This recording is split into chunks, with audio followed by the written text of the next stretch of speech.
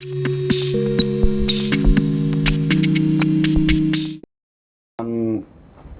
we are going to resume what we were discussing yesterday about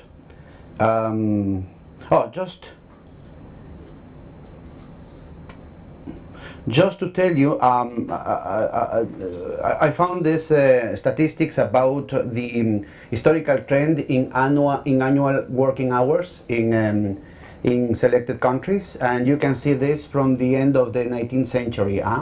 It was only the defeat of the attempt of the most authoritarian, the most right-wing forces of the bourgeoisie that pretended,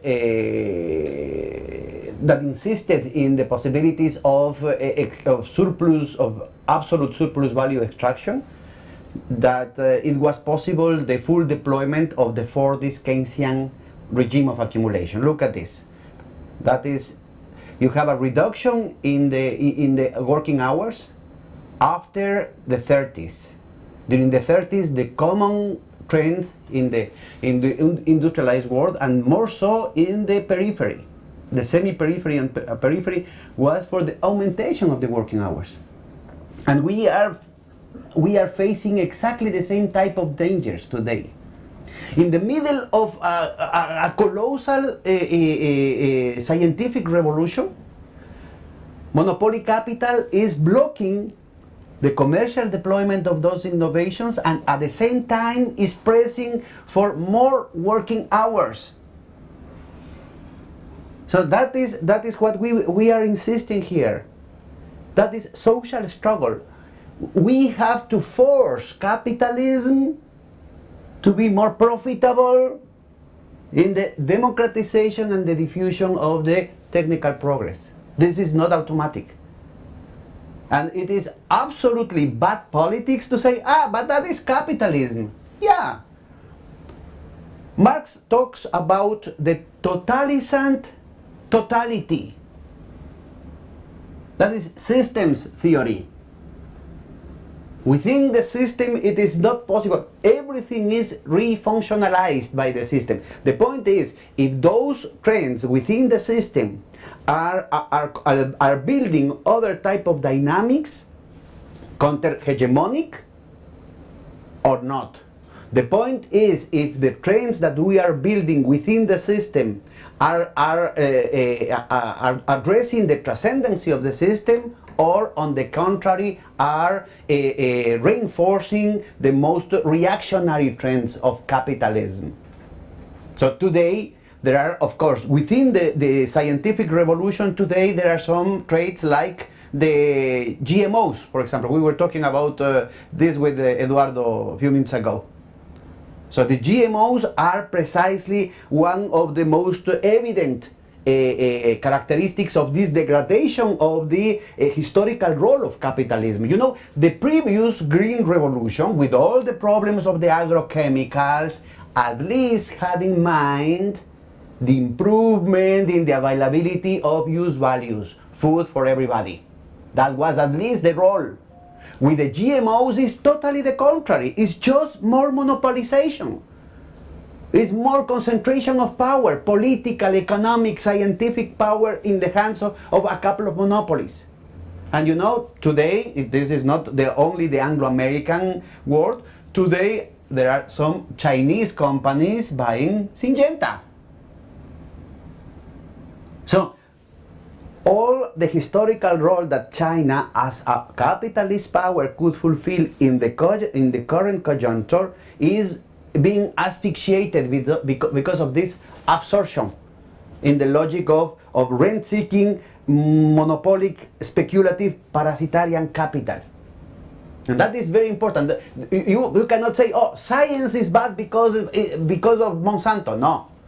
You must understand which are the historical trends. There are some traits linked to this, and it is the duty, and we need to build epistemic communities like what we are doing, for example, in Ecuador with the citizens observatories. No? We had built 95 different scientific communities organized around specific themes. For example, out of the 35, 32 citizens observatories had built the national network of health. So you have the faculties of medicine, pharmacy, chemistry, social working, nursery, some trade unions of the hospitals, dispensaries in the rural areas, working together with NGOs, with intellectuals about health problems, about the buying, the government procurements in the purchases of medicines, about new possibilities, which are the priorities beyond what the transnationals bribe both the researchers and the physicians to say, okay, because I'm going to the scientific convention in the Bahamas or in Miami, but you have to sell that brand of the product. Instead of this, we are putting the epistemic community, that means with the required expertise, to have a very high level, rigorous discussion about which are the people's interest in that specific field. And the same we are doing in the realm of food sovereignty. You know, it requires some time to go into the details. For example, to show that it's a lie to say that the GMOs are increasing per hectare yields. Nothing has been proven in that realm. They had reduced the production cost because they had reduced the labor input per hectare. Why? Because they are using exfoliants like glyphosate. But in a third world country with a labor force cost so low, with such a problem, such an important problem of unemployment, this is not the priority. Even if in terms of health, in terms of the precautionary principles, the GMOs were a sound choice. So you need to organize now at the global level. You need to organize now the specialized thought around specific issues related, for example, to the environment. Let's see if it is true that the world is going to end up tomorrow. You know, there is evidence of fluctuations, cosmic fluctuations in terms of the Earth temperature, without any evidence of anthropogenic factors in the increase in temperature. We have had several ice ages and several mini ice ages and several micro ice ages, one in terms of the time span, the other one in terms of the limits, of the geographic limits of the incidents, that have been occurring for millions of years due to different factors, including cosmic radiation, including the cycles, the cosmic cycles of the Earth, of the solar system. So we need to discuss this situation to see what is really going on. In the case, for example, part of the stock market fluctuations in the case of commodities are directly related to the conjunctural availability of some specific supplies. Keeping the oil under the soil, like in the initiative of Ecuador, is a very interesting perspective for the third world and for the resource economies. Yes, but at the same time, without naivety, we need to realize that the availability of those supplies of oil or not are going to incidence in the price evolution of oil, and that implies a lot of money. A lot of money in the control of those prices, you know.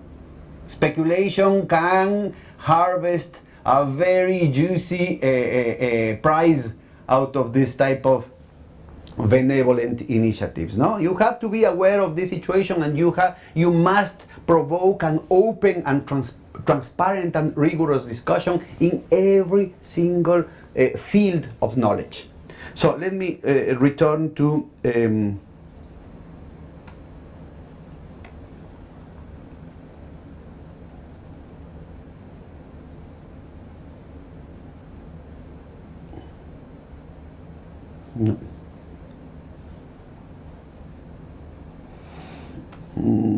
Patience, patience.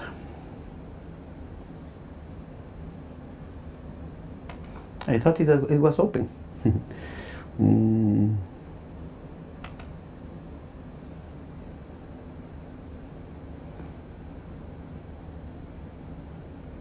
What was?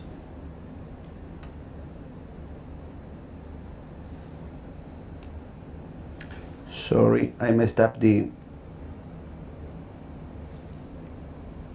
I think it is this one. Ah, there you are. There you are. So,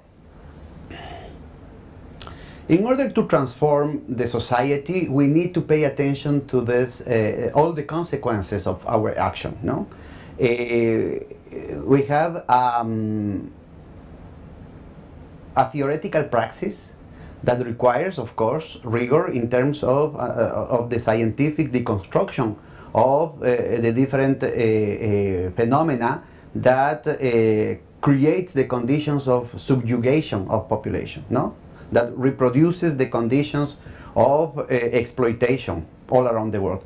But at the same time, we need to understand that this is not a theoretical, an exclusively theoretical task. We need to be able to create the conditions to transform the reality, no?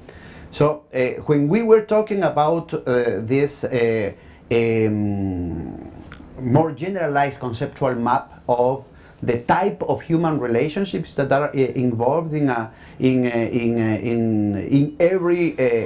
every mode of life, you have in the middle of these relationships of solidarity and violence, eros and thanatos, you can organize the type of human relationships between giving and taking, receiving and returning, and that is going to formalize not the universe of human relationships, but it's going to put some limits, it's going to put some formalization, it's going to organize in some way the analysis of the rich and heterogeneous types of human contacts that every society has. Okay, so out of this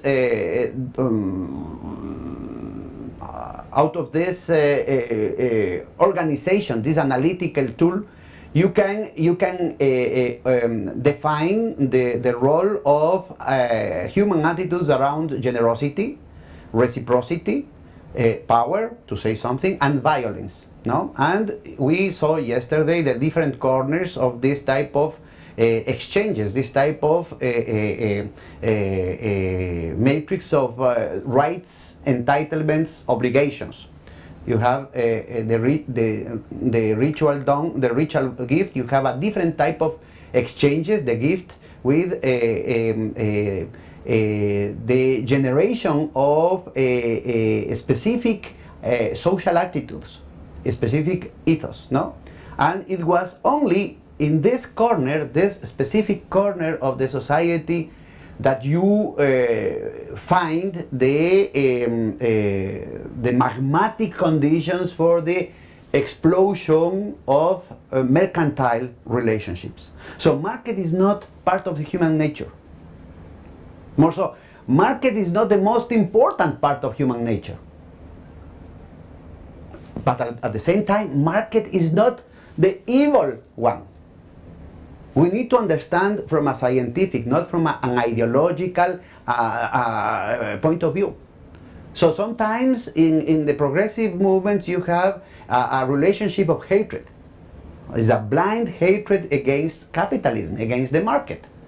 You need to understand this as it is, from the genetics, from the becoming. So the dynamics that creates the exchange of equivalents must be, in the words of Polanyi, must be understood as a dynamic embedded in the rest of that heterogeneous realm of relationships, of human relationships. So it is crucial to situate, to place the emergency of this specific type of exchanges, this specific type of entitlements, That could be real entitlements, that could be symbolic entitlements, it could be imaginary entitlements. Because you can also have debts with your ancestors. You could have debts with your gods. You could have debts with your kids, with your grandkids, with the next generations in the next century. So that is how the cosmos, the human life, is organized around this type of conceptual mapping that defines the human life, that defines the mode of life. So it is crucial to understand the placing of the emergency of that specific type of exchanges based on equivalence. That means equal value. You need first the concept of value. Do not forget this. In the quadrant between reciprocity and violence. So the first, there are a lot of studies about this. Malinowski, Levi-Strauss, Franz Boas had studied different societies in which it has been proven that in order to have a market, an exchange of equivalents, you need to create two conditions to stop, to neutralize the drive to violence. So, for example, in the potluck in the Polynesia, they had to put first a pile of gifts in order to apaciguate the local tribe, and only after the gifts, that means an exchange due to, I don't know what happens.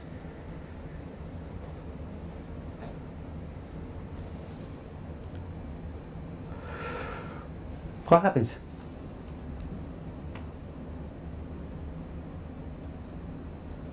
So it's after the gift. Try to minimize this.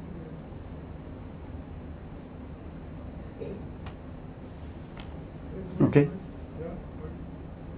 Okay. So it is embedded. That is Polanyi a concept of embedment, no? So it's embedded in the framework of non-equivalent exchanges that you are able to foster the development of equivalent exchanges. So it's after the gift, after the tribe accepted and validated the pile of gifts, that the foreign tribe is accepted without violence, without an attack of the native people. So this is crucial to understand, because in a lot of the rhetorics and in a lot of the political action and the political agenda, and even in the construction of post-capitalist societies, you have experiences in which you destroy the market without having any superior alternative. You know, based upon the workings of René Girard and André Orléans and Michel Agrieta, they had work based upon the anthropological evidence, the concept of the mimetism of the merchandise, of the commodities, la violence de la monnaie, the violence of the money. So the role of the exchange of equivalent as a catharsis, as a mechanism of civil exchanges. Ava Lerner, a post-Keynesian economist, said every economic transaction is a political conflict resolved. That is very important. You know, in terms of we are living a historical bifurcation. We are living very extraordinary times. nothing that we are taking as given should remain as that, because the crisis, François Outard has shown the end of the cycle of several social institutions that we assume natural. And nothing is natural, everything is a historical construction. And if the cycle of all these institutions is being exhausted, we need to be aware of which are the real dynamics behind the appearances. So when we are talking about the exchange of equivalents, we need to be prepared to set up another type of social organization that could replace with advantage the limitations of the market. If we say we don't like the market, okay, what is your alternative? Because you know all these other ways of social and human relationships are based upon a very intense extra economic reinforcement, and sometimes that could result very oppressive. You know, when you are here, this is the realm of benevolent attitudes. Yeah, the mystic dome, the mystic gift, and it's based on this type of relationships. You have a lot of very important and progressive and humanistic religious human relationships. But sometimes they are based upon very oppressive restrictions. Sexual taboos, food taboos, ethnic taboos in terms of the relationships with different positions. So the one of the historical advantages of capitalism is precisely the intensification of this type of silent, automatic, spontaneous appearance of the exchange of equivalent, with all the connotations of justice, of fairness in the market. The whole concept of citizenship is based upon that perception of fairness in the market. The perception of citizenship came from the possibility of obtaining a fair price for your labor force. If you don't have that perception, if you find that in your salary you are being exploited in the common sense of the word, not in the scientific category of exploitation, you have the seed of rebellion.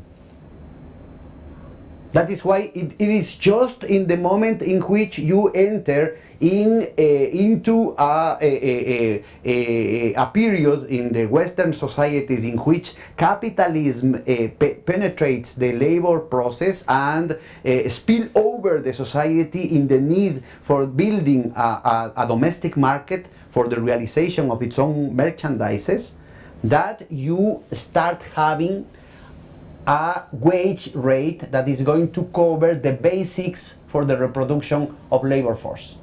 And that perception is the realization of Saint Thomas of Aquin of the just price, at least in the labor market.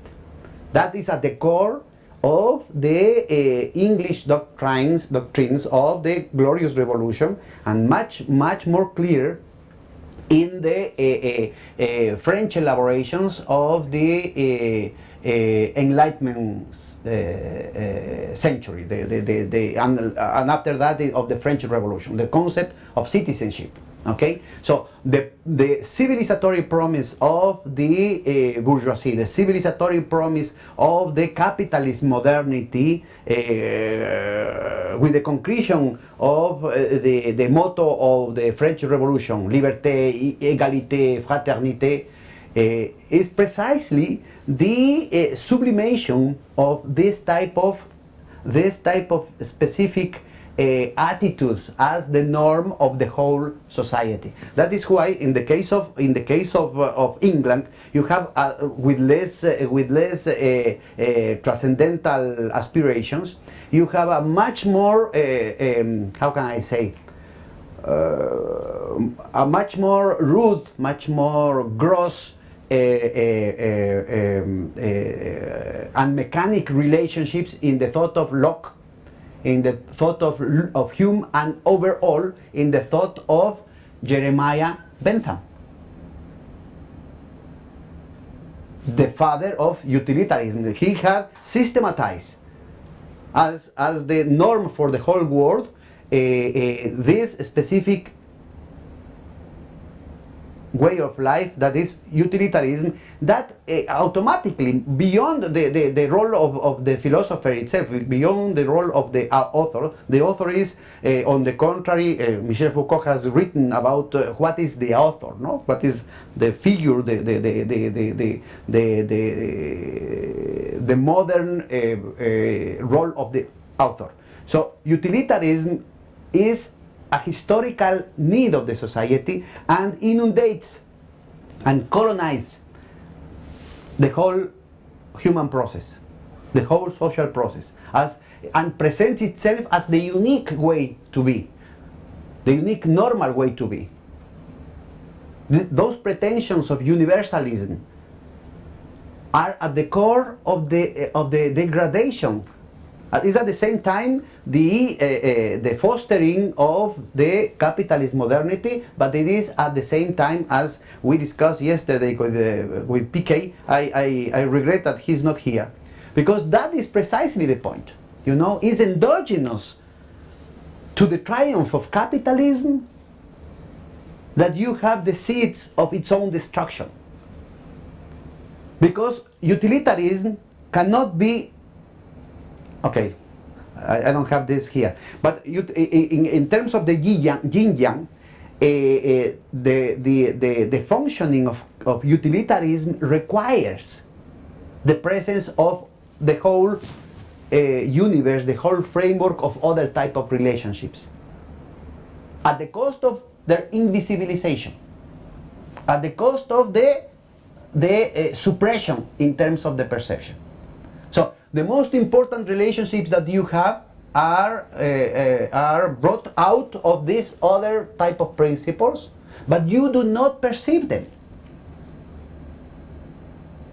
And the expression of this is capitalism, the most modern, sophisticated, technologically advanced, avant-garde capitalism, maybe in, I don't know, in Switzerland, at the CERN, or in London, or maybe here in Hong Kong, cannot survive without the unpaid work of women all around the world, maybe the women in Zambia, or the communities in Otavalo in Ecuador, or in Bolivia.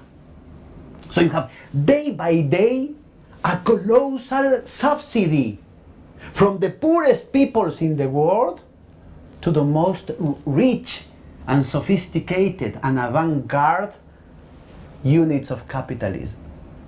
But you don't see it. It is not in the national accounts. It is not in your payroll. It is not in your bill. So it doesn't exist. And the academia, the ecological system of science, technology, and innovation validates that. It is only crazy people like King Chi that are aware of this type of situations. It is only the third South-South Forum on sustainability that is open to this type of considerations. But you don't see this in the macroeconomic textbooks. You don't see this in finance. You don't see this even in sociology. Maybe some anthropologists, no? Maybe some anthropologists. So this is very important, because if you are engaged in a transformative process, you must start from the beginning, but at the same time, in terms of the projection, remember the genetics, from where we come to where we go. When you are trying to transform the world, you must be aware of this and pay attention of this vicinity, the neighborhood of this situation. If you do not provide a solution in this realm, the automatic, the spontaneous move of the society is towards violence. So that is why a very important factor in the defeat, in the historical defeat of the post-capitalist experiences during the 20th century was related to authoritarian rule, the command and control economy, and with very deep and usually unsurmountable problems of legitimacy. You can do this if you have, in other experiences, you have humankind. This is not an impossibility. Humankind had lived a social life based upon other type of principles and values and human relationships, not based upon the exchange of equivalents for millions of years. And in that sense, what François Autard mentioned, that capitalism is just a parenthesis, is true. The class society is just a parenthesis in history of humankind. Yes. But this is not a static situation. We are not talking about the eternal return. We are talking about the spiral, the dialectic spiral in a superior situation. If we are not able to provide superior ways to organize human life, we are doomed. We are provoking a social disaster. So when we are talking from a moralist, remember, I'm not against morals. The real problem, in the same way, problem is not science, it's the scientificism. Problem is not economics, it's economicism. Problem is not morals, it's moralism. So when you put this in a moralist perspective, just to assume for yourself the high moral ground, respect to the rest of miserable interlocutors that you have in front of you, we are provoking this type of inefficient solutions, historically doomed, and maybe with the content of a humanitarian catastrophe.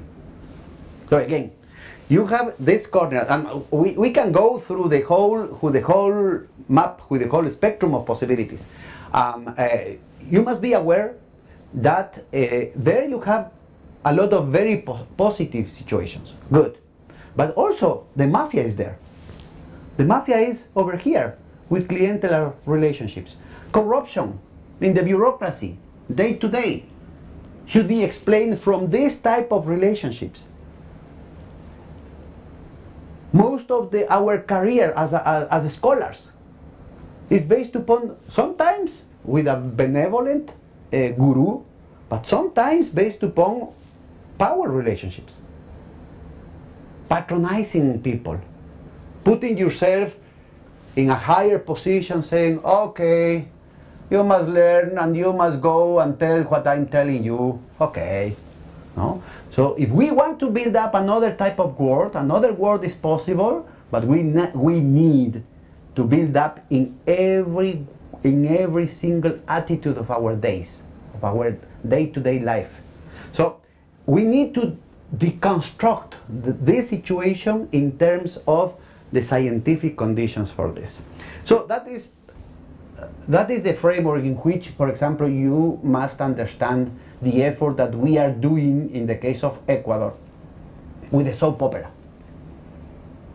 People is laughing at me, saying, why a soap opera? Are you crazy? Well, you Latin Americans are so passionate, so crazy, so eccentric.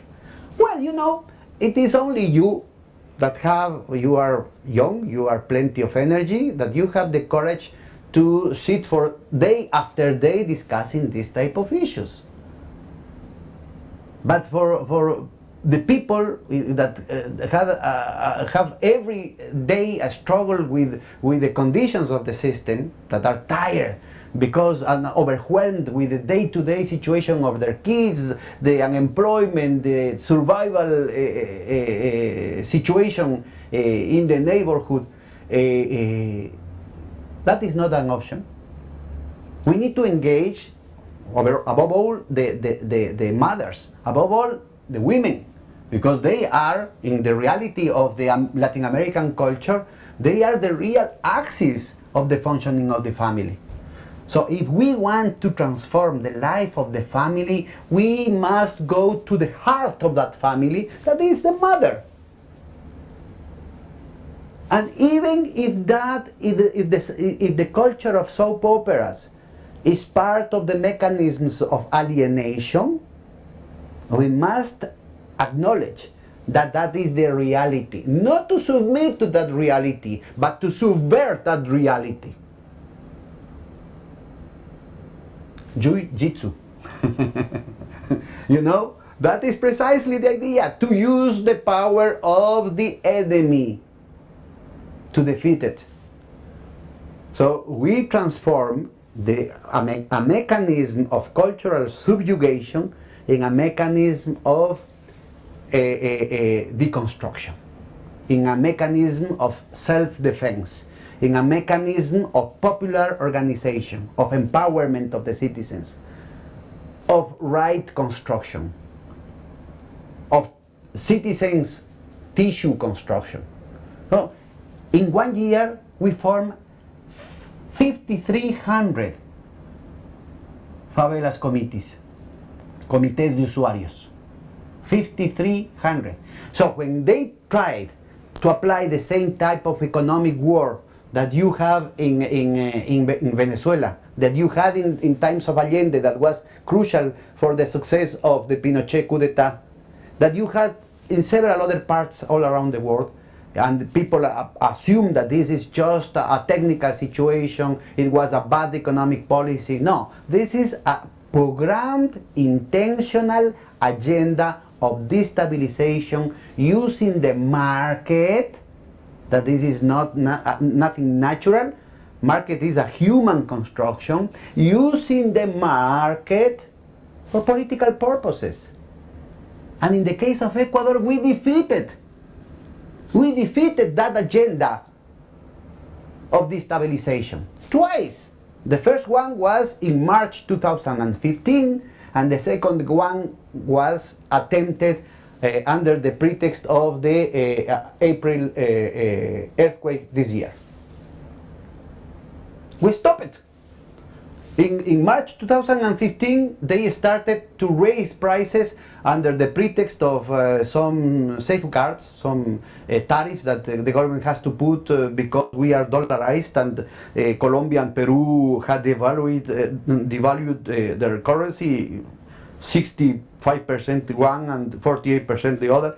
So we put those international tariffs, and before the application of the measure, the domestic prices raised in 30-40% in dollars.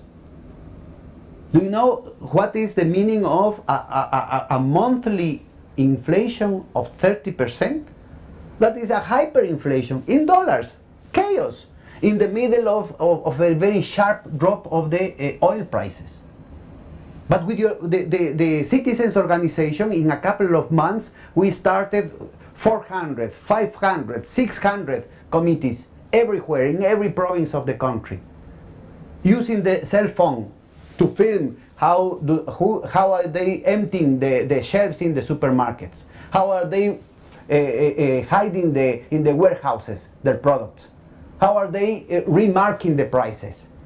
And that was enough to change the balance of power, the microphysics of power, Foucault. In the neighborhood, in the grocery store, in the local pharmacy. And that changed the conditions of the society, you know. So that is the real horizon that we must build up. Power to the people. This is not the superintendency that made that. It was the citizens organized in their own neighborhood. It's not a state. We have to change that idea of the state leading the situation. This is the day-to-day life of the people that must be put into the full potentiality, into the full realization. And the same happens with the economy. You know, link to this type is economy, not economicism. If you understand this map, you are going to understand also that this situation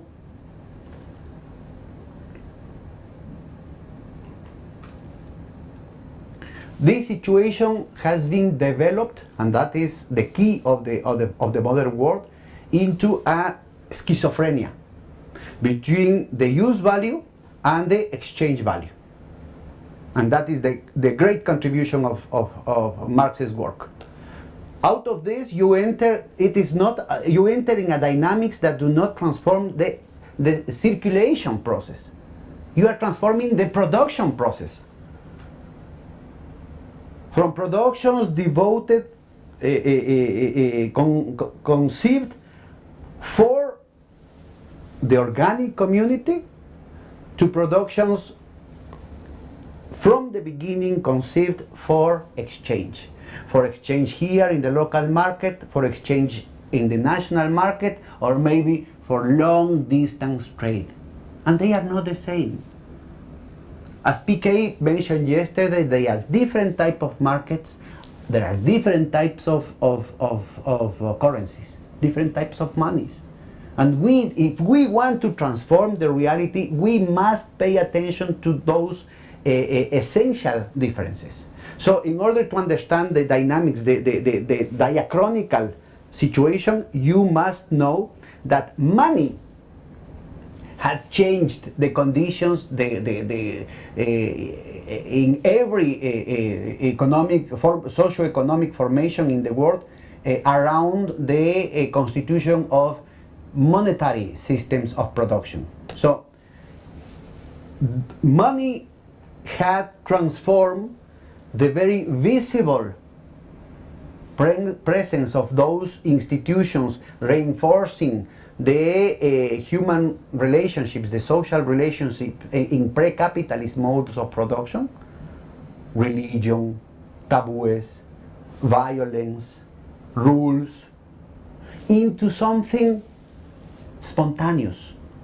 The perception of spontaneity, the perception of naturality of human behavior in exchange is an hallucination. The hallucination that Marx very clearly called fetish. Is the fetish, the notion of fetish is that you attribute to things the powers of human beings. You attribute the religious fetish is to say, okay, if you take this saint and you put it on his head, San Antonio de Padua, you get married. So you attribute a magic function to the object, what in reality is a human relationship, a human making, a human construction. It's exactly what happens in the case of the mercantile fetish. You are assuming that capital, that the bill, a $100 bill, has the power to move you. And you live all the time under that hallucination. And that's the beauty of capitalism.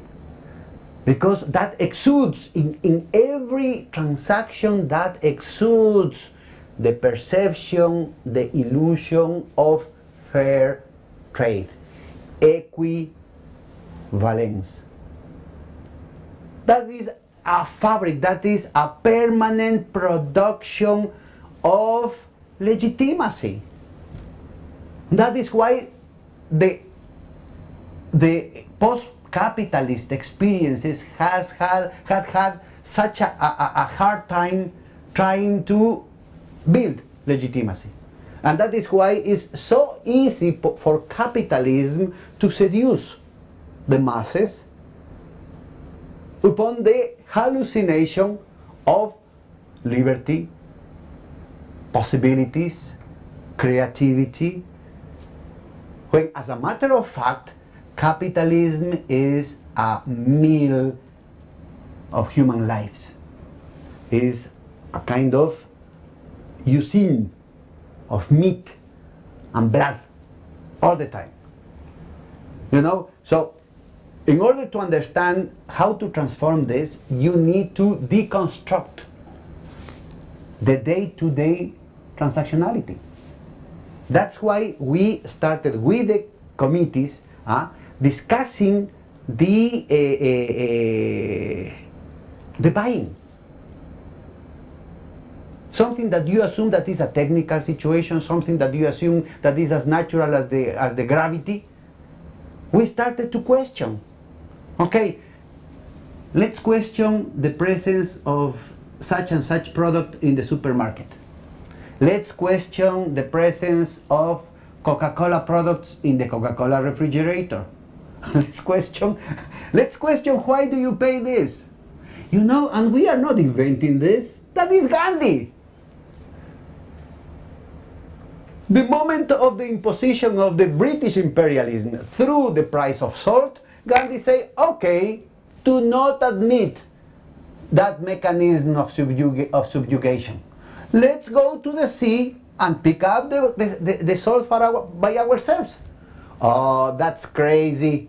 That is totally inefficient. You know, I have my life here. I have to work. It's very expensive to go there. And you want me to go by foot to the sea? But this is months of walking. You are crazy. Okay. This type of craziness has changed the world. And he was able to confront violence with a non-violent revolutionary mass movement. And the same happens with textiles. But you know, how can you confront the efficiency, the cost efficiency of modern manufacture, modern machinery, modern technology with these artisan textiles? You are crazy. Let's do it. Because behind that, that is the beauty, that is the brilliant proposal of Gandhi's.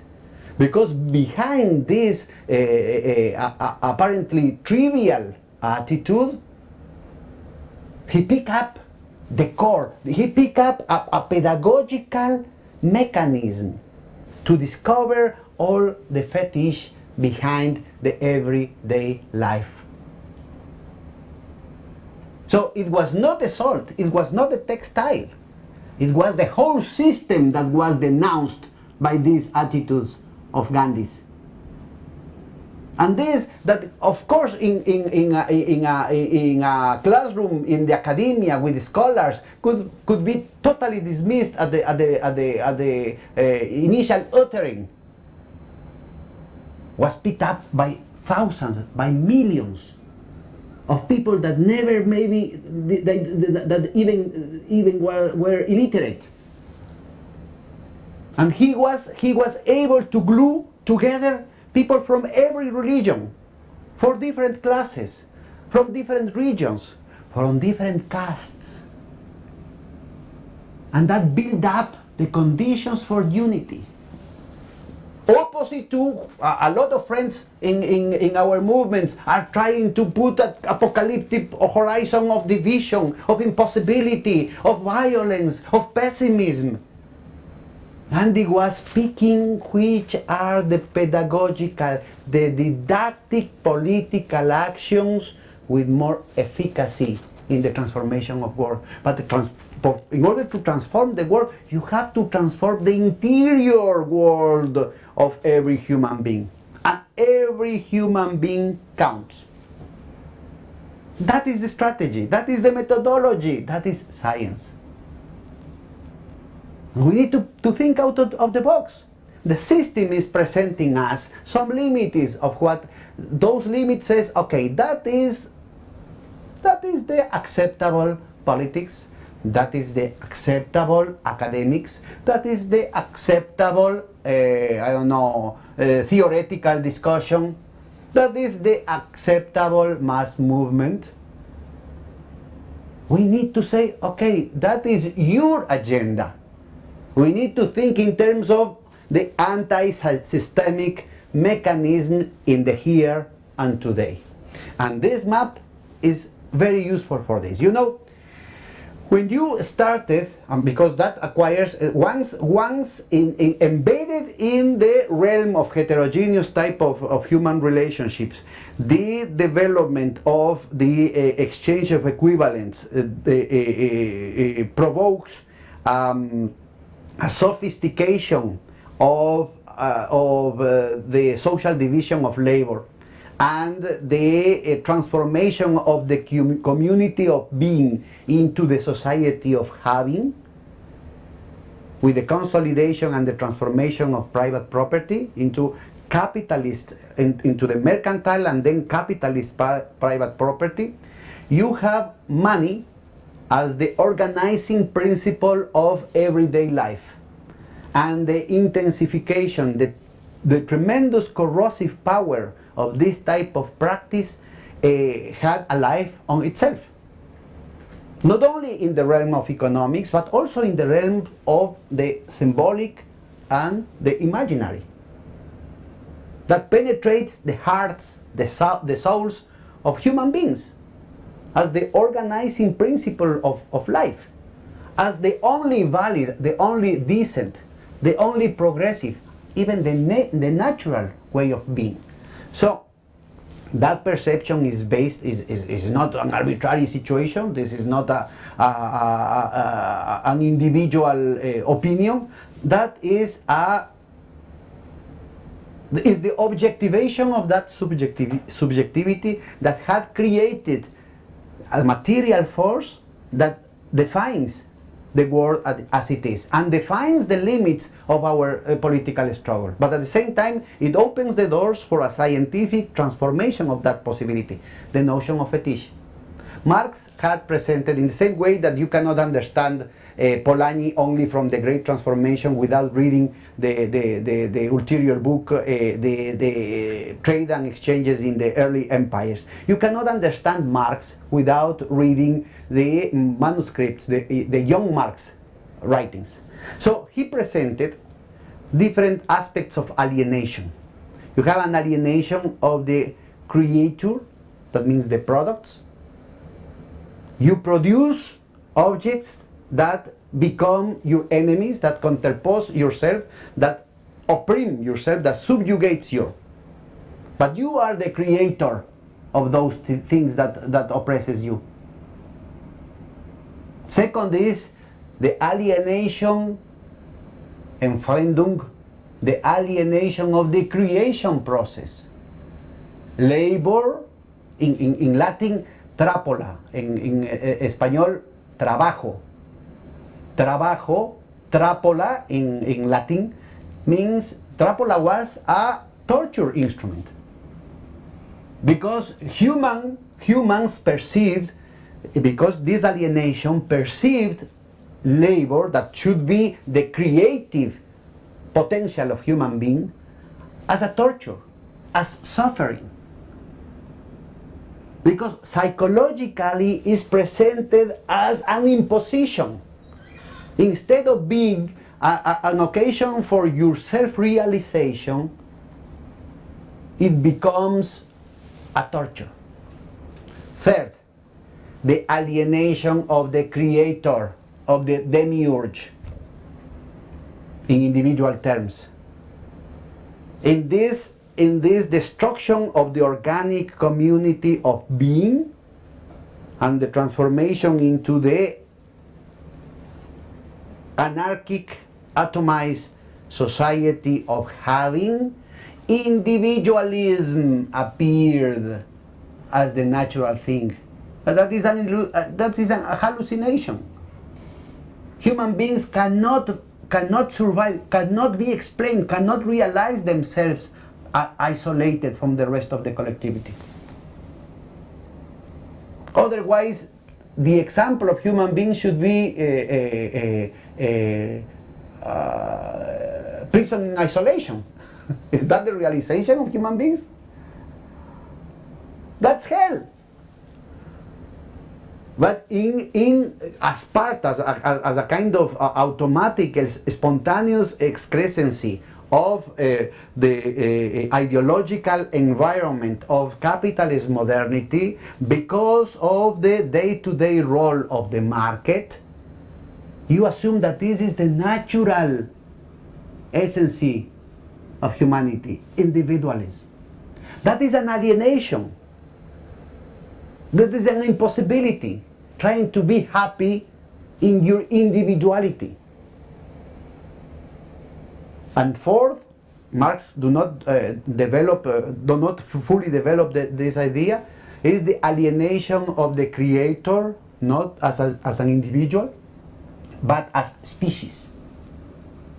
And that put humankind in contradiction with nature, in contraposition with nature, but also puts humankind in contraposition with itself. Homo homini lupus. And the whole idea that is in the human nature to kill, to be mean, to be devil. And that it resumes the whole discussion between Hobbes and Rousseau's followers. So, if we want to transform this, not from best wishes, but from a scientific perspective, we need to deconstruct the sources of that alienation. We have to transform the capitalist organization of society in defense of consumers. That's part also of capitalism. That's part of the modern capitalism. But we can go beyond this. We can transcend this and giving a revolutionary perspective. If you say, okay, every time you buy something, you are voting. You are validating. You are choosing a type of society. If you are buying genetically modified organisms, you are voting for a more monopolized society because it's Syngenta and Monsanto and Rockefeller the owners of this. But you are also voting for the enslavement of the peasants all around the world because they are subjected now, they are depending now of buying day after day the seeds that are programmed to self-destruction after being ploughed. But you are also voting for an unsustainable environment because the effects of this situation, of this type of genetically modified organisms on the environment, on the destruction of germplasm, on the distortion of the inheritance chains of the human and non-human genome are unpredictable. So awareness of this by itself is building power to the people. Organizing these epistemic organisms, for example, we are working with this other network is not still fully developed, the National Network of Food Sovereignty. But maybe we could have a much more intense international exchange, for example, with arena kimchi. Why not? You had a whole tradition working for this type of issues. We are just starting in Ecuador. So the exchange of experiences, of expertise, or the possibility of contacting a professor here, a professor there, with the happy donkey. We've been happy to receive information and training from the experience of the happy donkey and how to grow pigs. How to have a different experiences with pigs, without chemicals, without hormones, you know? That methodology, at the same time, is building up another type of diplomacy, people's diplomacy, independently of the system, the establishment channels of relationships among nations. We are transforming the relationship that capital defines between the market for technology and the people's economy. We are transforming the priorities. We are transforming the scopes. We are transforming the horizons and the perspectives in the production of knowledge. We are transforming the circuits of the diffusion of those knowledge. That is anti-systemic, that is subversive, that is revolutionary. And we don't need money to this. We can use the internet, you know? So again, if we follow this type of, we don't have time to go into the details.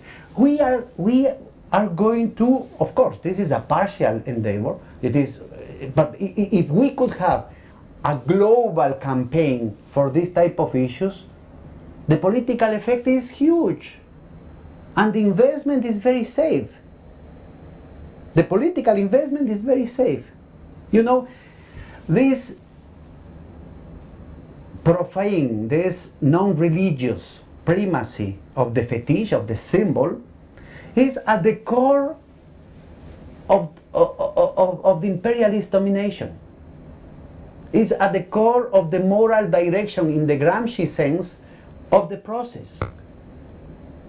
That gave them the strategic advantage over what we are doing. But if in our everyday life we start to think, we start to articulate these other ways to communicate, these other ways of human relationships, destroying the fossilization of the social relationships imposed by establishment, and exploring other ways to communicate with each other.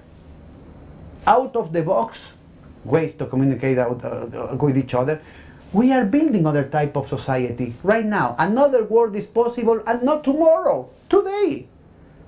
And not 1,000 miles from here. Here. We are building the new world here, today, every day. There is no room for desperation. There is no room for demoralization. And I'm not picking a rosy vision of the world. Plenty of pains, plenty of difficulties, of course. But we are building day to day the other world here. And in a scientific, with the guarantee, the evidence of the transformative process. You know, that is the key for the efficacy. How come a very precarious institution, a brand new institution, was able to avoid what toppled the revolutions in Chile, in Argentina, in Venezuela? Could you imagine the magic of provoking 5,000 committees in 1 year? And that is not that is in our free time, you know. This is not our main responsibility.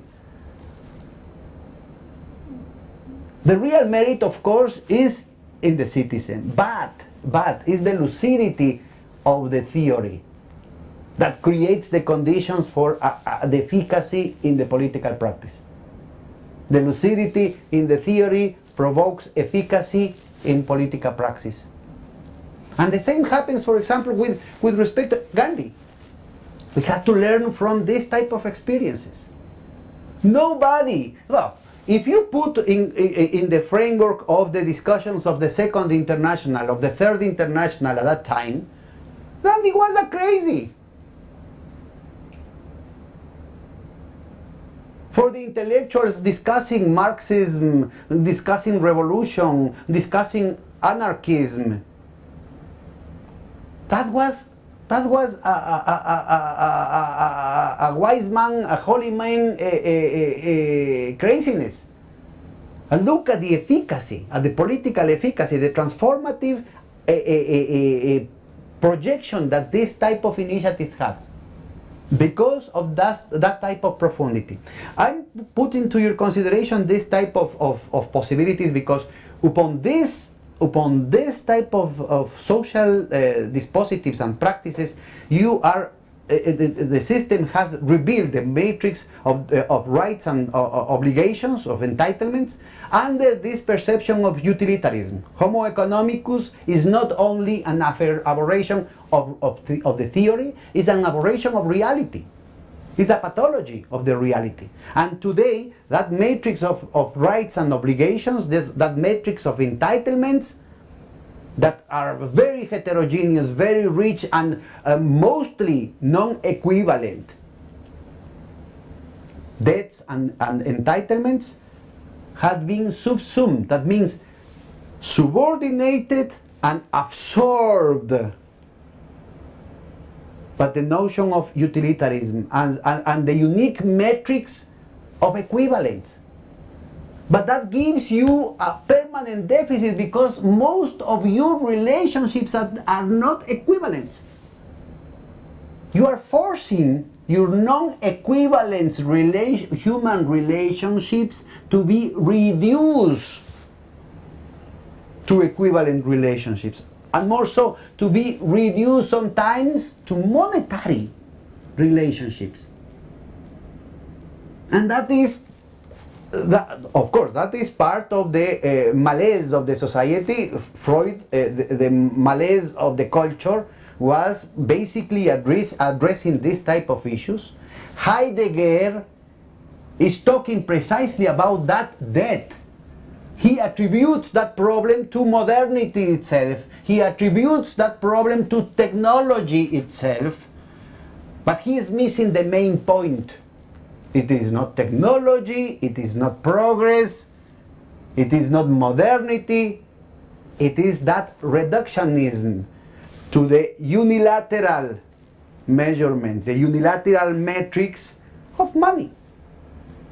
So we have the clue, we have the key to transform this situation of malaise that sometimes is somatized.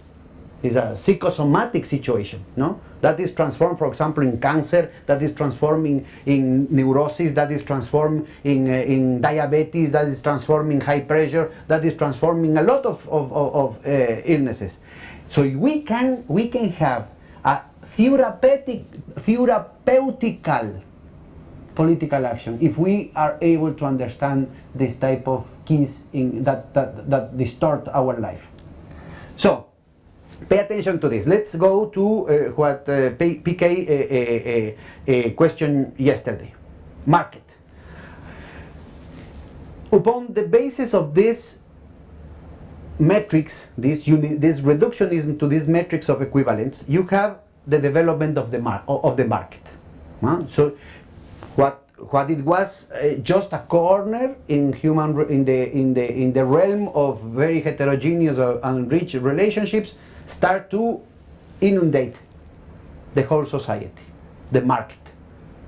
So you have, don't be confused, M is for merchandise and D is for dinero, money. Okay? So you start from the simple exchange of merchandises, MDM, and that inundates the whole human life. But in the midst of those exchanges of equivalence, it differentiates. Some new dynamics emerges. It differentiates itself. It separates until dominating and overwhelming the rest of the environment. Capital.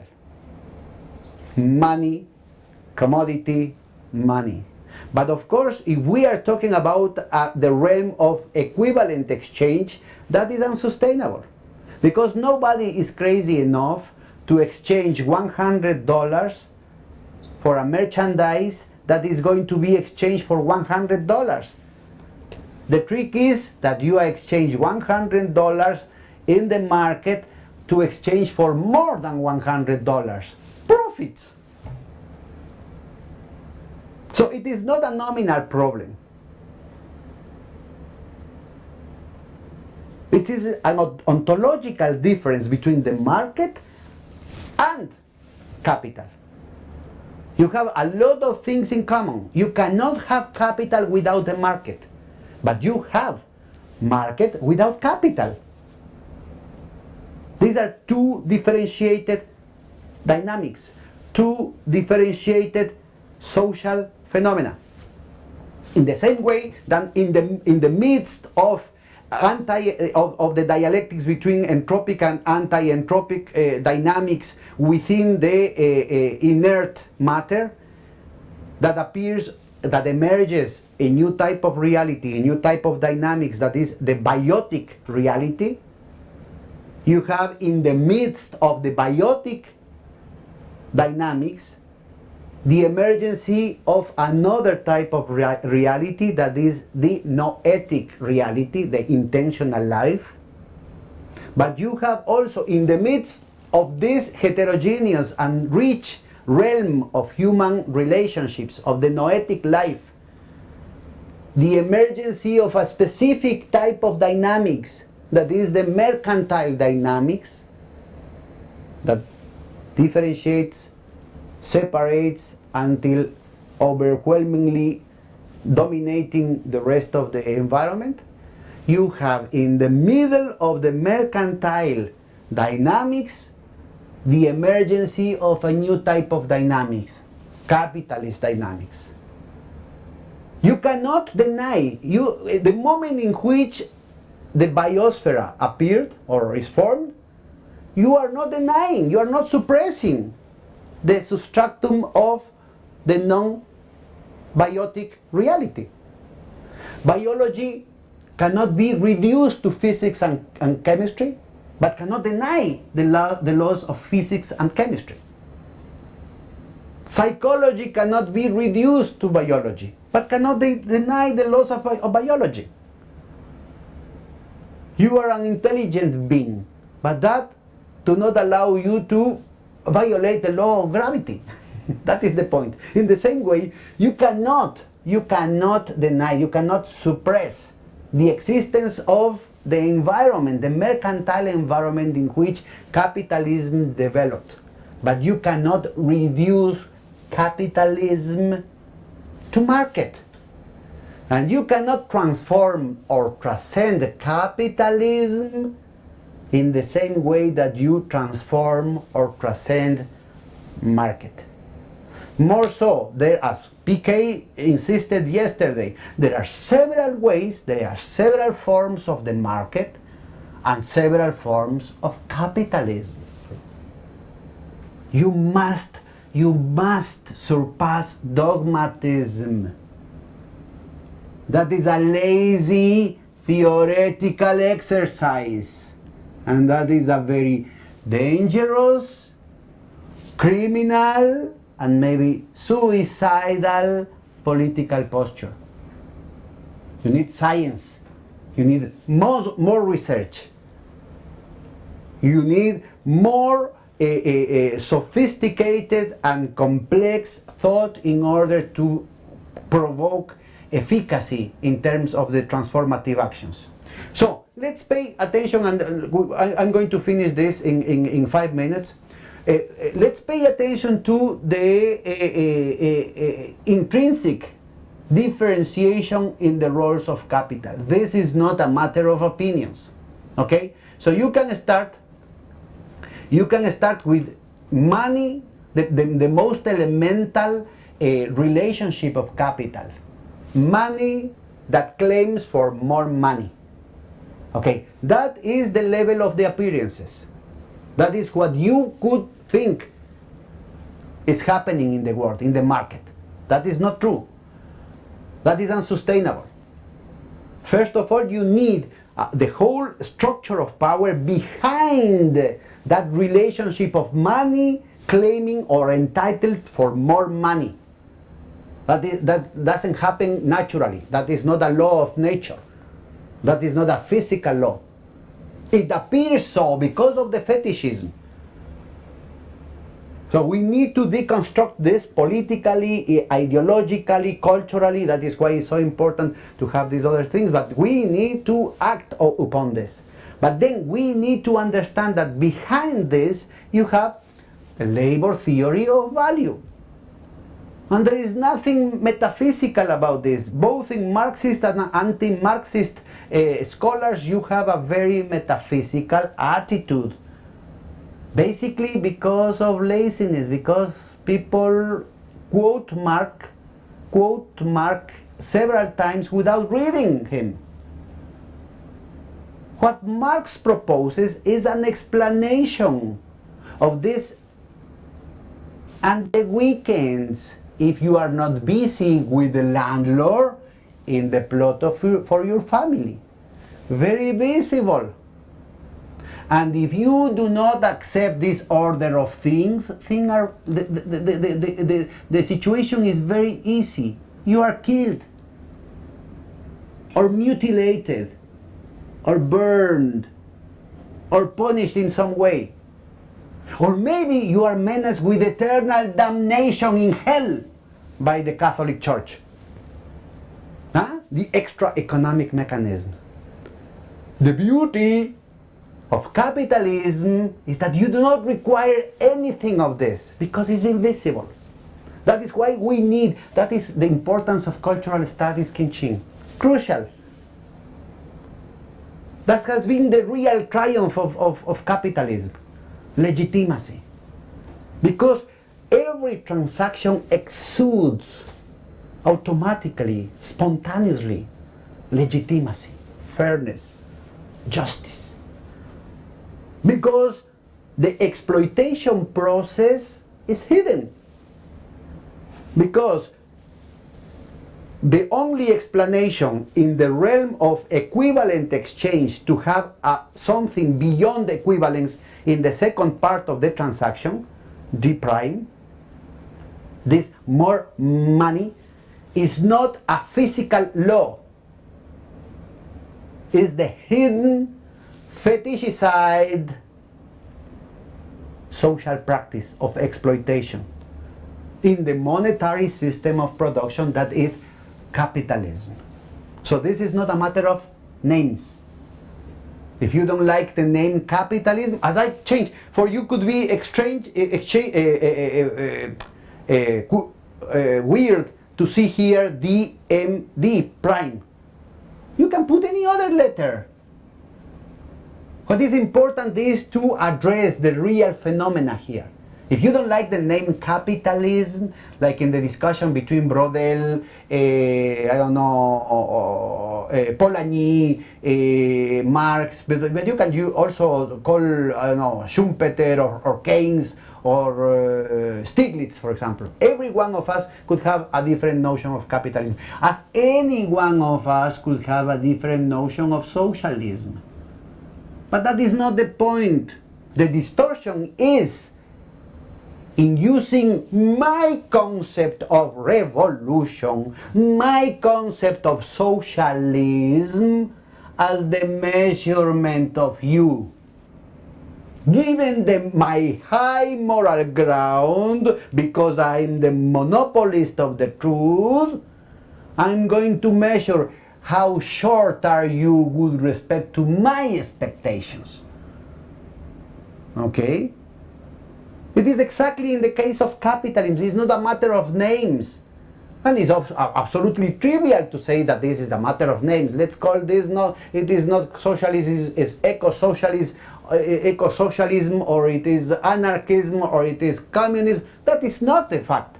The point is the scientific methodology. The scientific methodology is to follow the processes, to understand the systemic essentialities, and to work on it to transform it. The only possibility to be efficient in the transformative effort is precisely to understand the systemic features, the becoming. And dialectics, even if it is a bad word because it's not in fashion today, and we want to be in, we are revolutionary, but we are in snobism. And it's a very, very bad taste to mention Marx today. But you need those tools in order to be efficient in your scientific and political process. And I'm not claiming that Marx is. I'm presenting all the lacunes of Marx. Marx never thought about this other type of exchanges. He had the lucidity, the intuition, the brilliant intuition to understand that in the primordial organic community, you have a different type of life that you cannot understand from the modern parameters. And it has been discovered now. Marx had notes and anthropological studies, more than 500 pages in drafts, studying not only Louis Morgan, but studying very deeply the gentilist community of the Germans, of the Goths in Europe, but also he devoured hundreds of pages of Dominican and Franciscan missionaries in America, describing a very important precursors of ethnography, describing the way of life of the indigenous communities before its destruction by the Spanish conquest. And he had a lot of very, very illuminating passages there. He was not able, because the development of anthropology and sociology of the 20th century had contributed with very important tools for the transformation of the society, for the construction of another type of world. But Marx is necessary. Not sufficient, but necessary to understand this. Okay, let's see what is at the core of the current situation. We have right now, in any capitalist, is indispensable, in any capitalist socioeconomic formation, you have two types of mercantile relationships. Commodity, money, commodity, exchange of equivalents, and money, commodity, more money, with the schizophrenia of being at the same time equivalent exchange and non-equivalent exchange. You have equivalent exchange here, but you don't have equivalent exchange here. And that's the magic. There is the key of the hidden exploitation.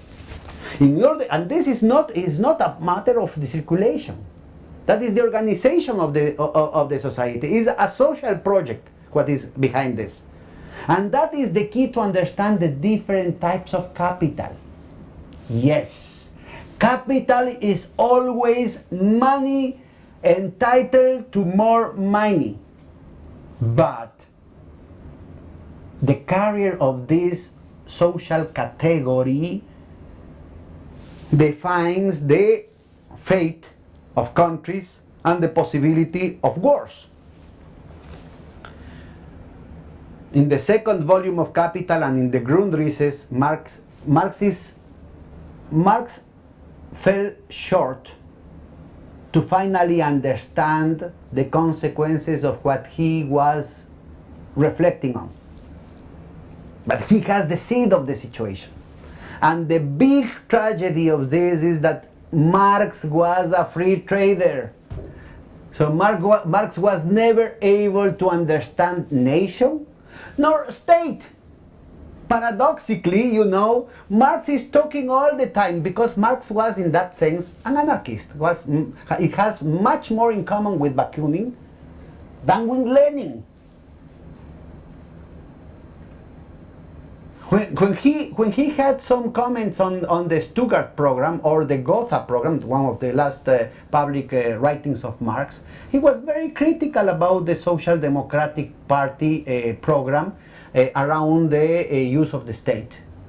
Because Marx and Engels were not able to understand the logic of the state. Pay attention to this.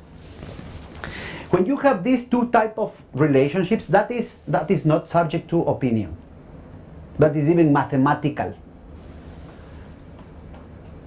The big contradiction of the monetary system of production, beyond the problem of exploitation and what Marx mentioned, the key contradiction is the socialization of the productive forces and the monopolization of the fruits of those productive forces.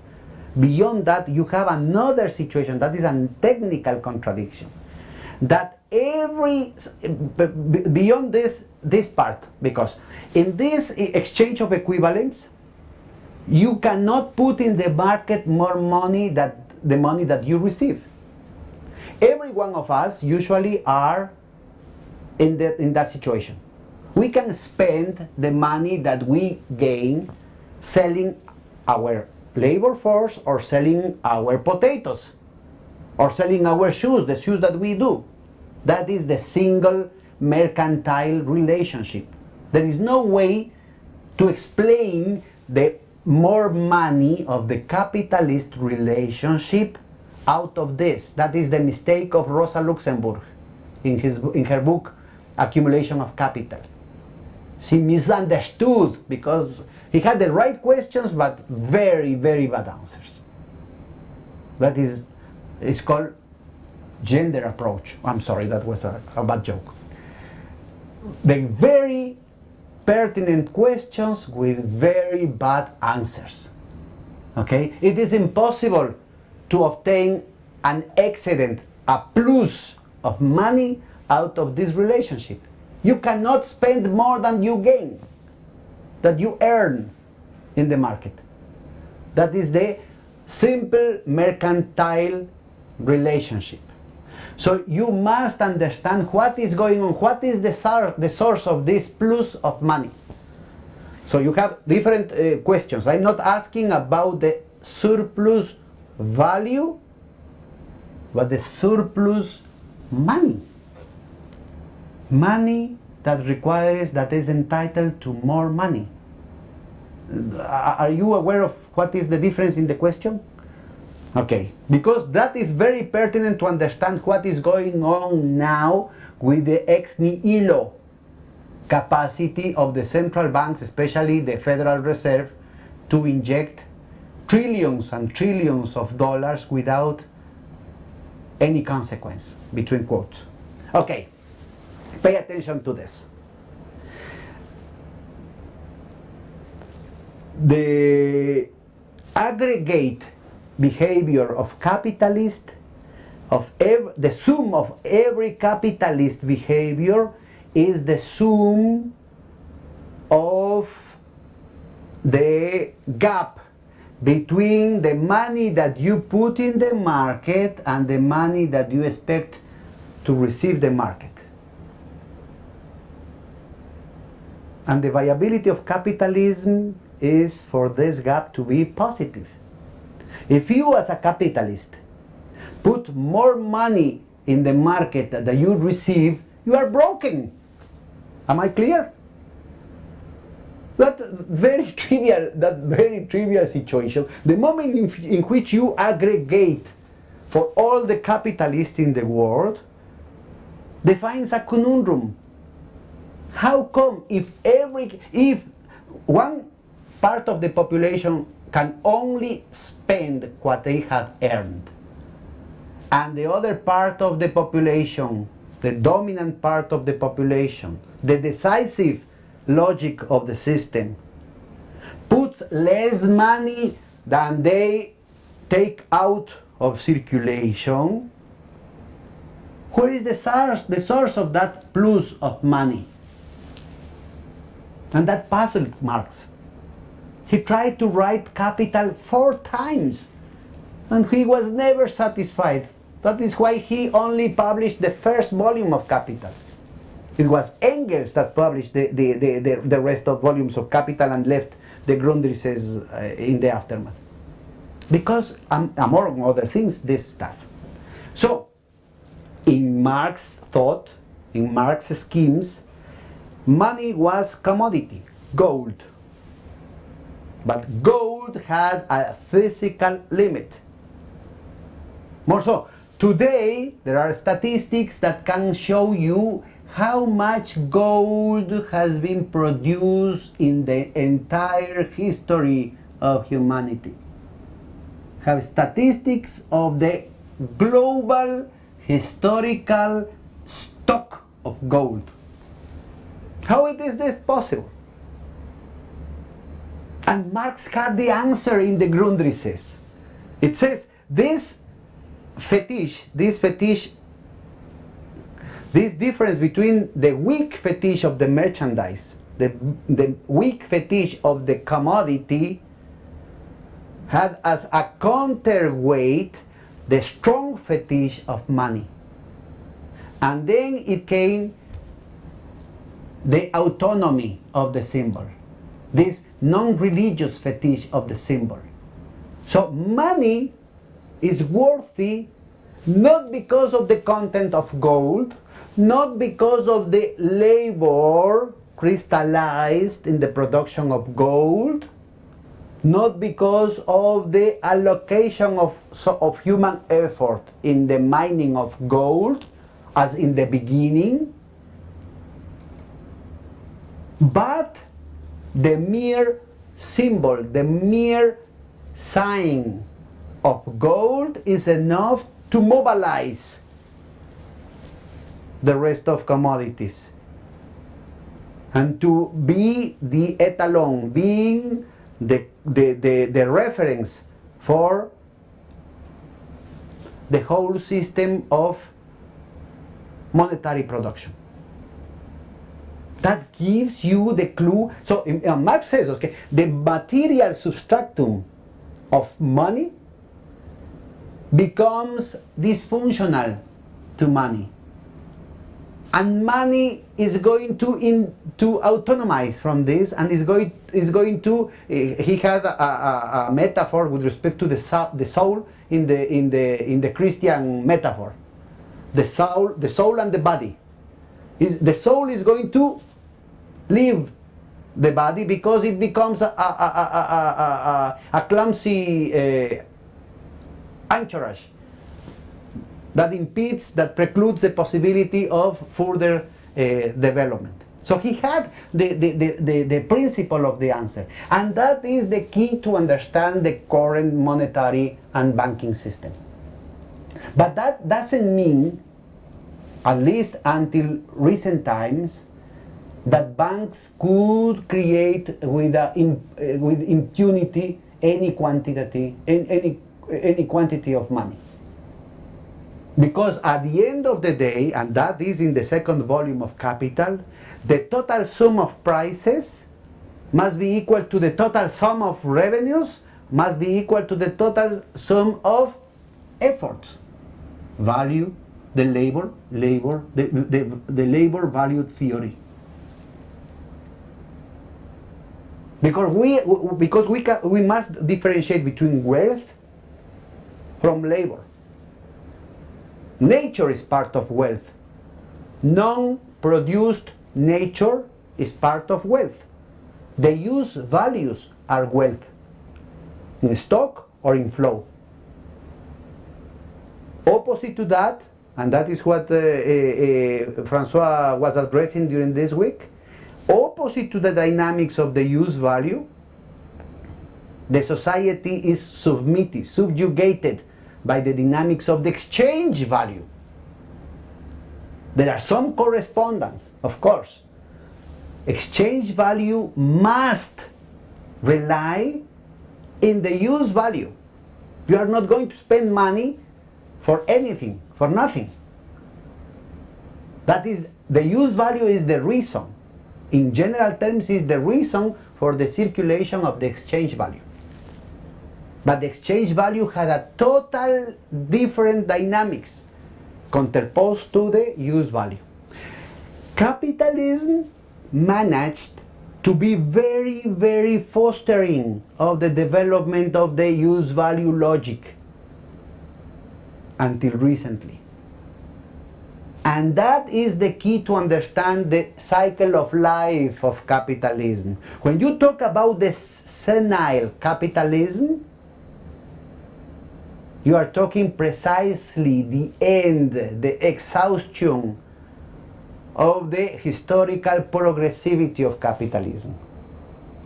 Capitalism created a dynamics in the exchange value circuit that allowed the expansion of the use value logic through the scientific and technological revolutions diffusion. You know, you have in the classic Greece, you have the external combustion engine more than 2,000 years ago. but they use it only as a toy. In Perseus' legend, you have the automat, an owl that was a robot. And that idea has been repeated several times, and it was thought only as a myth until they discovered this machine. I don't remember in the Mediterranean, a very complicated computation machine used as an astrolabe, as a compass. So the level of sophistication in mechanics in the ancient world was very, very unknown until recently. But the problem is that they didn't use those technological advances, those scientific knowledges into the productive process. That was only possible because of the structure of incentives of capitalism. But that has changed today. Capitalism today is devoted to preclude the deployment of the current scientific revolution. It is totally false that it is just inspiration. You know, like in the cartoons, you have this light bulb in the genius of the inventor, and immediately you have a commercial application, and you become rich. That is the explanation of the rich people's existence. No, that is a myth. You need social and commercial conditions for the commercial application of those innovations. And capital was fostering those conditions with a unique dynamics, with a unique enthusiasm. Today, no. And that is not a parenthesis, that is not an anecdote. That started in the First World War.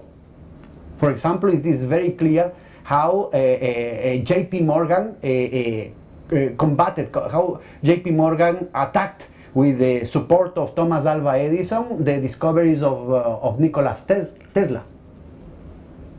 Because it was not convenient in terms of profitability to apply those discoveries.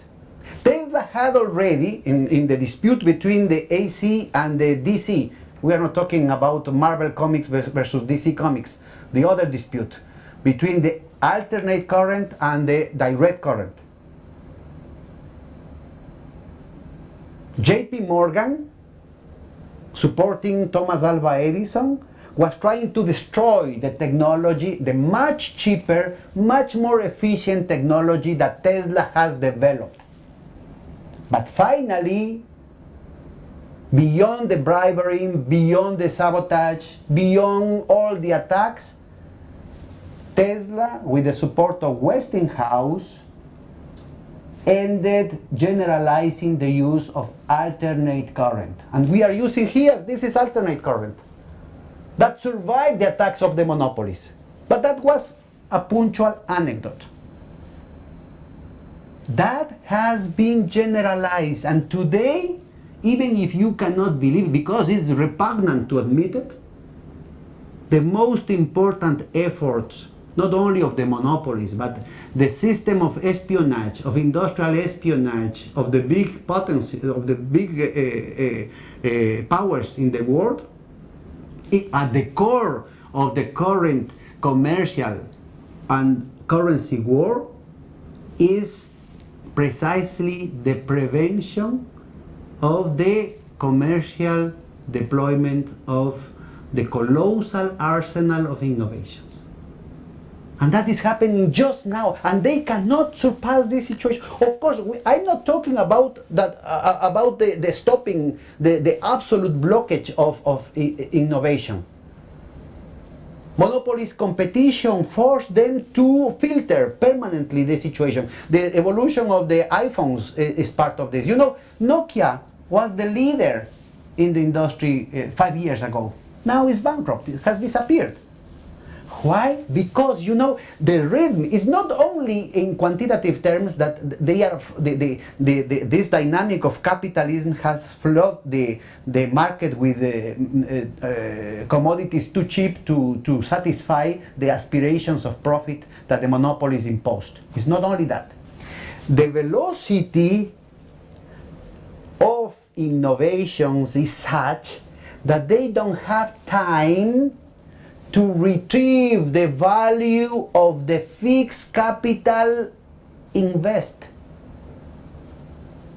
So you have a period of amortization of capital, You put your machinery, your equipment, and that cannot be recovered in one cycle, in 1 year. You need 10 years.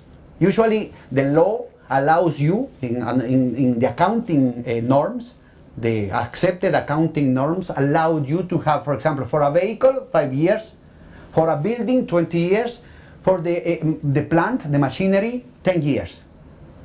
But the new technology comes so fast that do not allow you to finish the amortization. So you are losing because in the middle of the second, third year of amortization, a new technology render your product obsolete. Moral obsolescence. But that is not an anecdote. That is a plague of capitalism today. They cannot handle this. So this is not wishful thinking. This is not a matter of rhetoric. This is not a matter of opinion.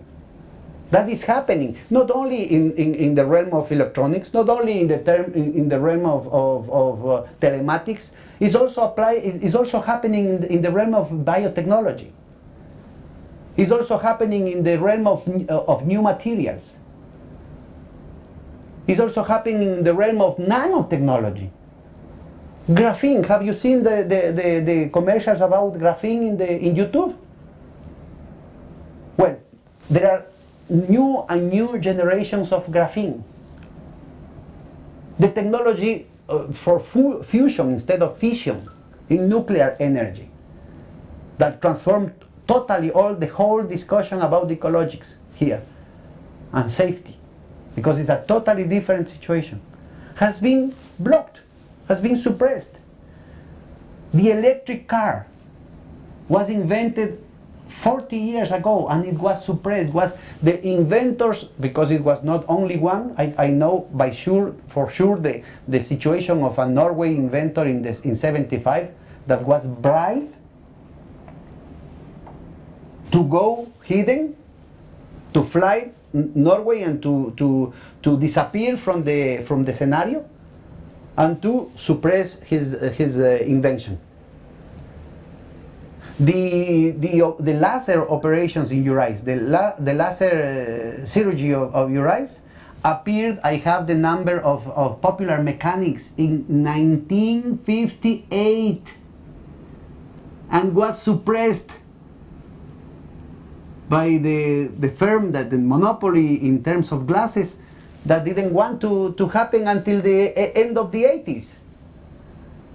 In pharmaceutics, all the discoveries are related not to introduction of cures, but only exclusively for medicines of maintenance, and only in those illnesses that affected the middle and the upper classes in terms of incomes, because the flow, the stream of money that is going to represent in terms of the investment.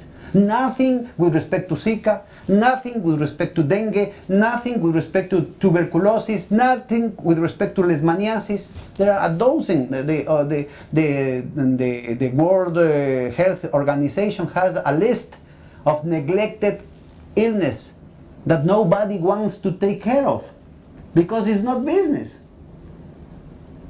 So what we are trying to say is that we are in a civilizatory crossroads. Capitalism is destroying itself. This is not wishful thinking. I'm not talking about the collapse of capitalism. This is nothing automatic about this. More so, there is nothing positive about this. The collapse of capitalism by itself, spontaneously, without human agency, represent a degradation of human life. Because of this, what I'm trying to show you here. You know, in the neighborhood of if the system of human relations based upon the exchange of equivalents collapses, what you have instead could be vengeance and violence and war. So that has happened. When you have, for example, hyperinflations, when you have hyperinflation episodes that affect the core of the exchange system, the immediate response, the automatic response of the society is linked to violence, to social distress, to degradation of the polity, fascism, ultranationalism, civil war.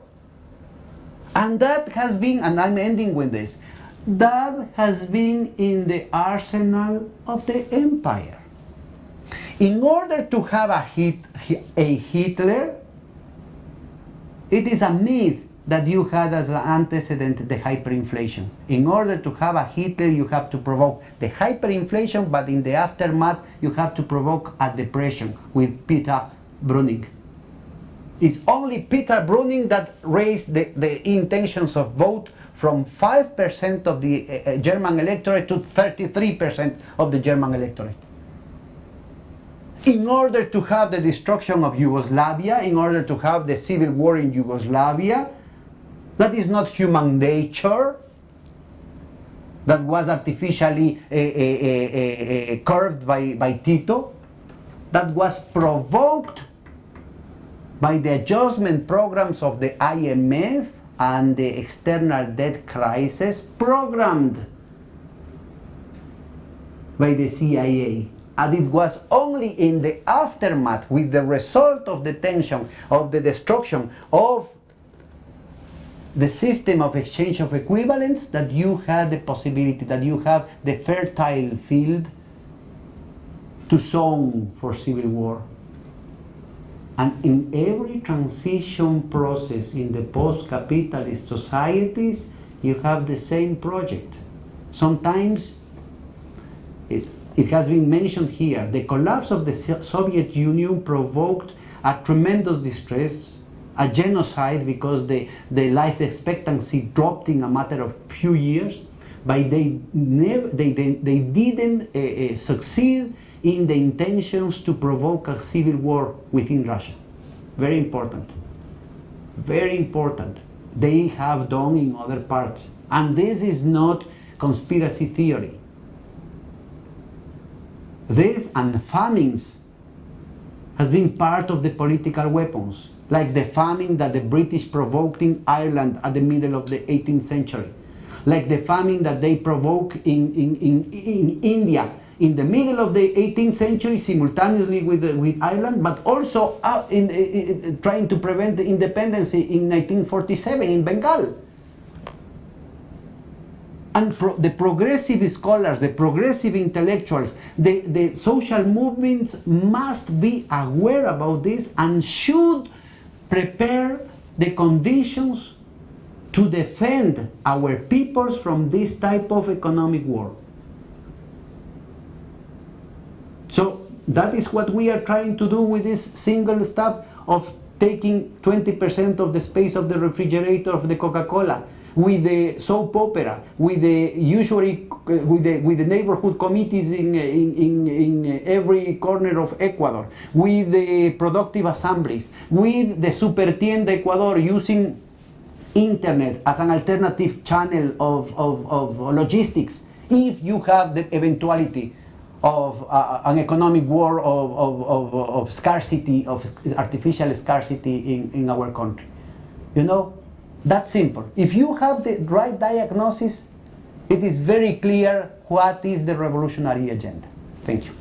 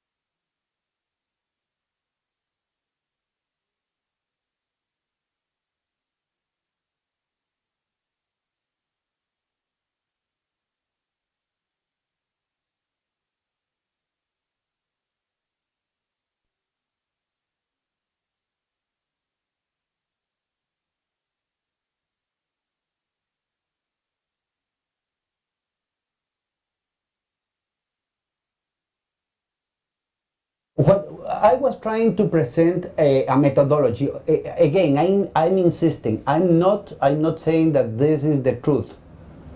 Nobody has the monopoly of the truth. I'm putting to your consideration some methodology and how to work together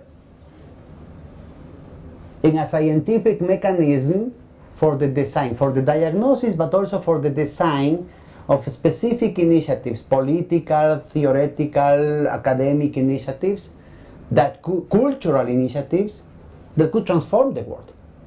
The point is how, and the idea is, how can you transform your world in your everyday life from every single situation? So nobody has the pretext to say, okay, but that is the task of, I don't know, the functionaries.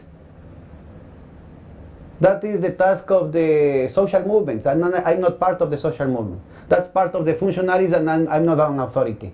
That is part of the political movements, and I am not political. The point is, how can we, each one of us can make the difference? And then the task is, how can we articulate all those creative investments, all that political energy, all that intellectual energy into a systemic process? And now we have internet. You know, there is no pretext to be alone today.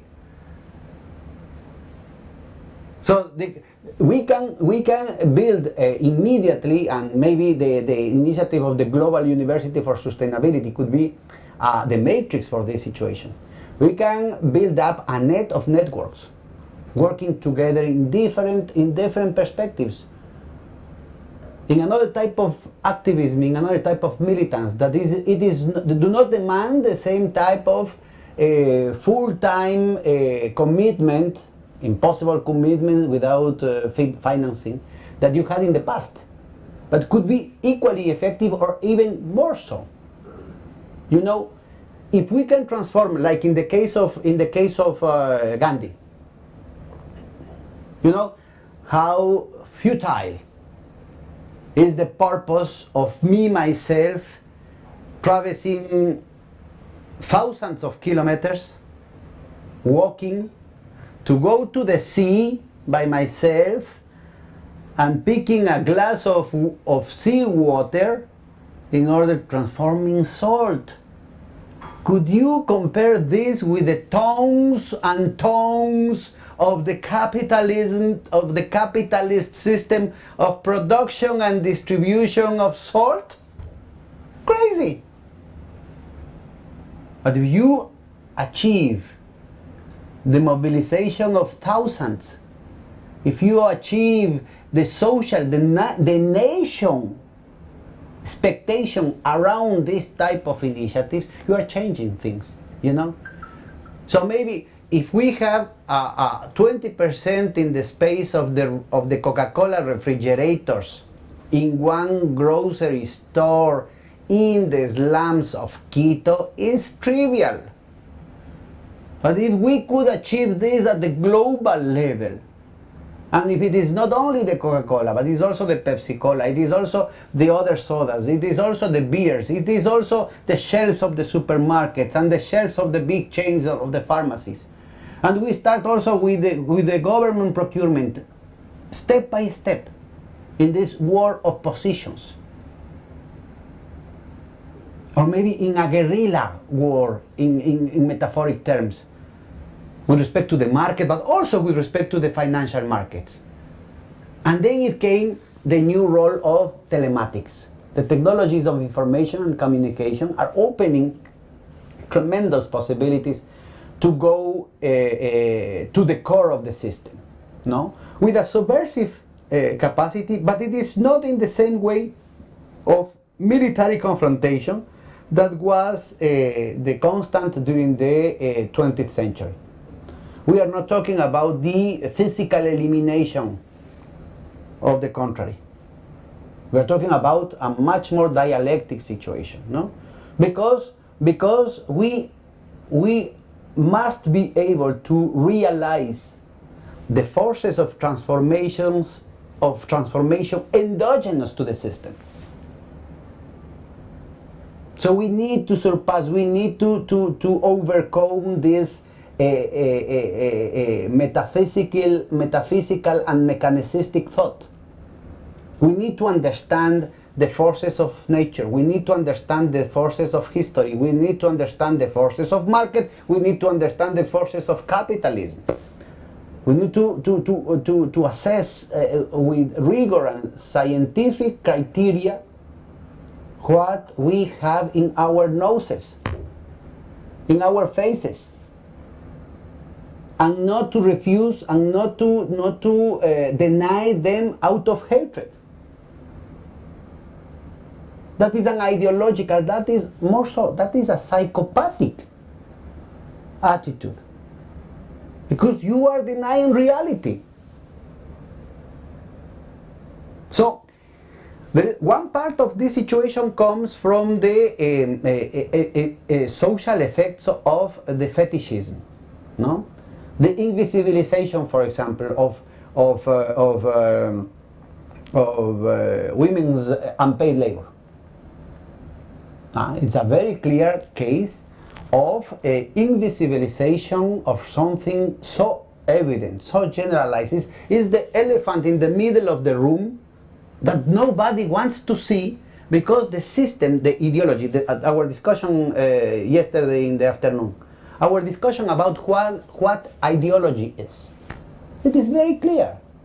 Because we don't have any intention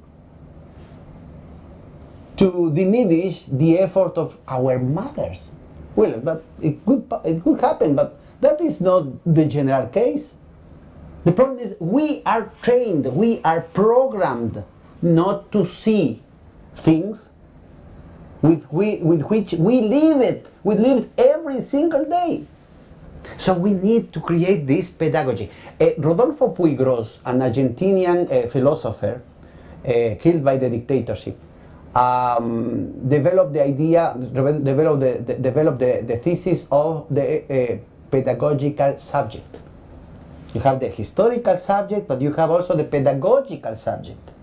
And it is a very pertinent elaboration because this is not trivial. We need to create the conditions, the scientific, the methodological conditions to actually reach not only the brain, but also the heart of the people. And that is not only a rational endeavor. You can be lucid enough to discover things. You can even find the way to explain in a very simple, in a very plain way, with very simple words. Moreover, it is possible that you could have, in rational terms, a very plain and direct communication with the people. But rationally receive information is not the same than heartily digest that information. Let me tell you an anecdote for you to read, to have your own reading of the situation. We started with the guidelines for the good commercial practices for the supermarkets in August 2014. We didn't have a budget. We were attacked by all the political sides, including our own, very harshly. I was going to be summoned by the legislature to be toppled. It was everything set up for the dismiss of the initiative. But at the same time, we started discussing with, for example, the peasants, Montubios. The indigenous peoples, the identity of the indigenous peoples is direct in the Sierra, but in the coast, because of the very sharp embedded racism that nobody wants to admit, the indigenous peoples in the coast do not identify themselves as indigenous, but as Montubios. Montubios is people from the mountain. Okay? So we went with the Montubios, we start explaining this. We didn't have budget, we pay from our salaries. Okay? We pay the meetings, we pay our travels. We didn't even have the budget to travel there. But the organization, as Francois mentioned, usually for this type of programs, the state or sometimes the politicians used to pay for the buses. We didn't have money for this. Pay attention, please be patient with these details. Okay, so it was the organization that paid for the buses. Okay, we went to the villages, the little towns, to the organizations, the peasants' organizations in different parts of the costa, of the coastal region with the Montubios, and they accepted. They were very happy with the idea. They rationally received the information, rationally accepted, more so, rationally they took money from their own pockets and they pay for the buses. And we have a meeting in the Malecón, that is the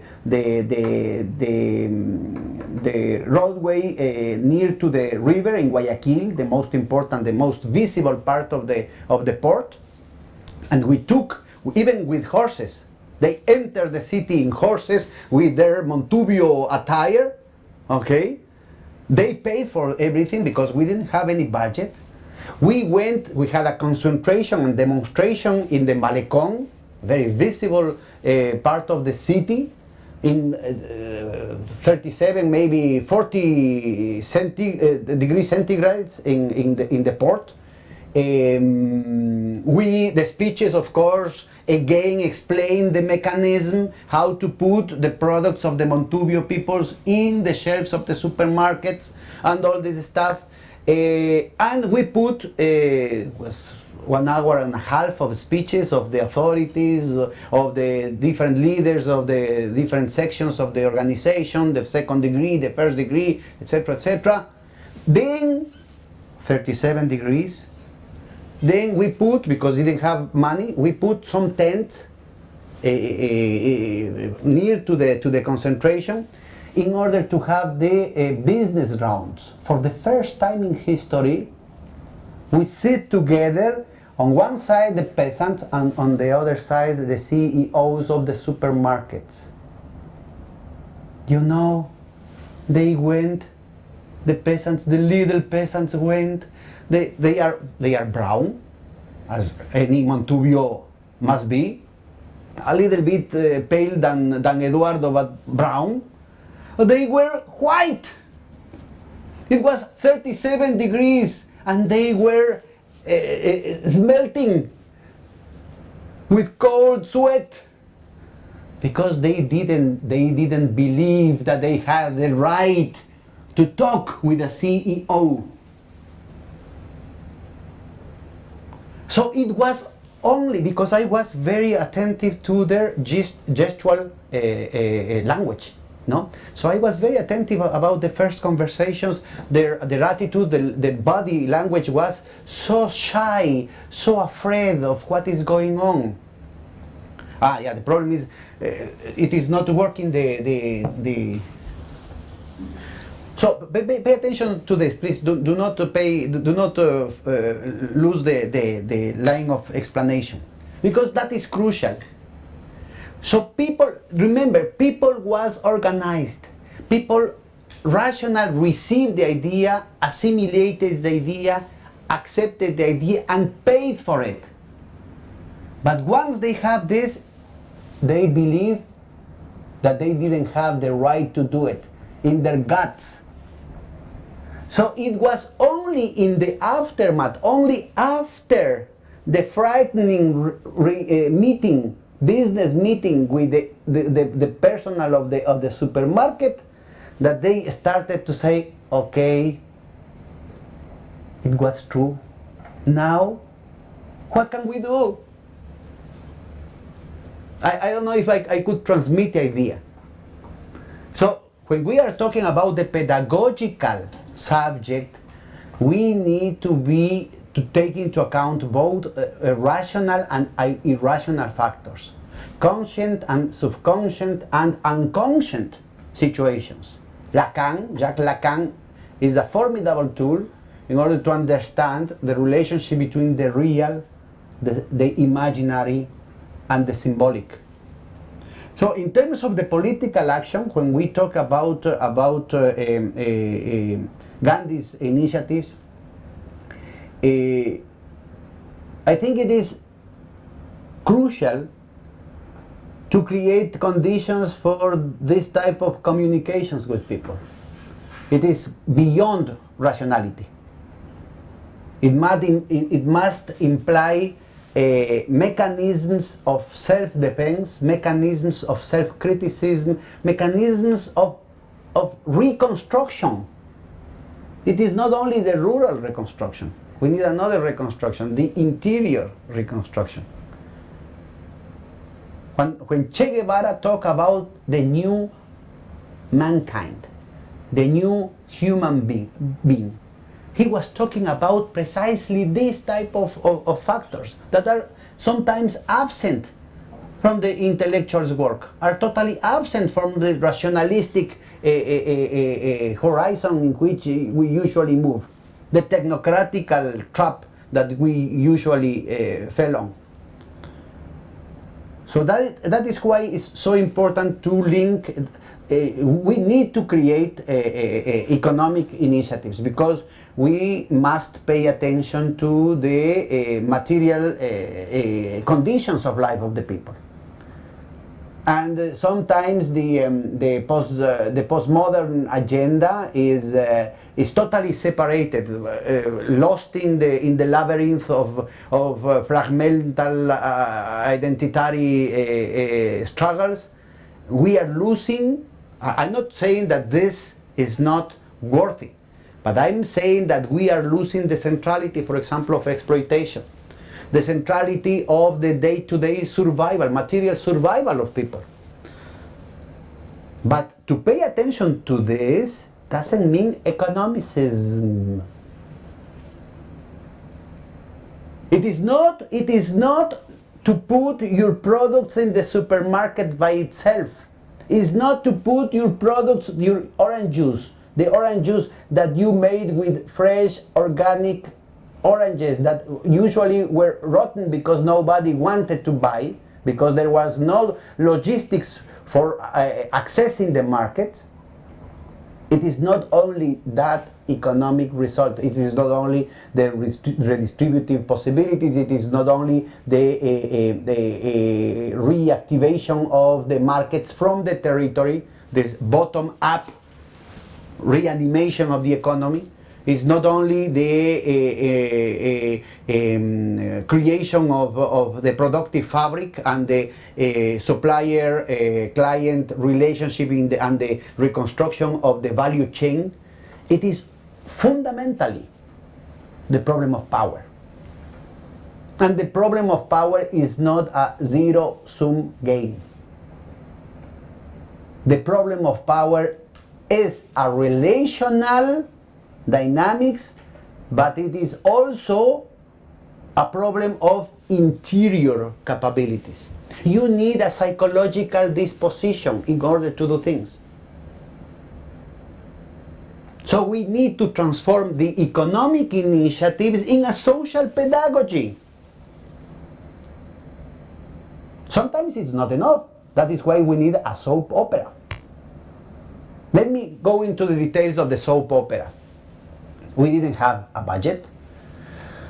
So instead of setting a media campaign, we invested all our budget in this soap opera because soap operas are the day-to-day consumption of the population, especially women's population.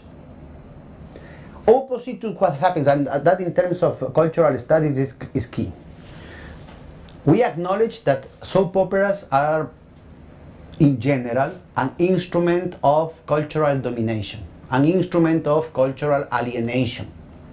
an instrument even of, I don't know, of trivialization of the sentimental life. Plenty of psychological manipulation, of the validation of psychological manipulation, of sexist behavior, etc., etc. And classist behavior, casteist behavior, racist behavior, all this stuff. Yeah. But you have two spontaneous traits in the characteristics of this cultural consumption. The first is that men, we also watch this type of soap operas, but in a furtive way. We are ashamed to watch the soap operas. Women, no.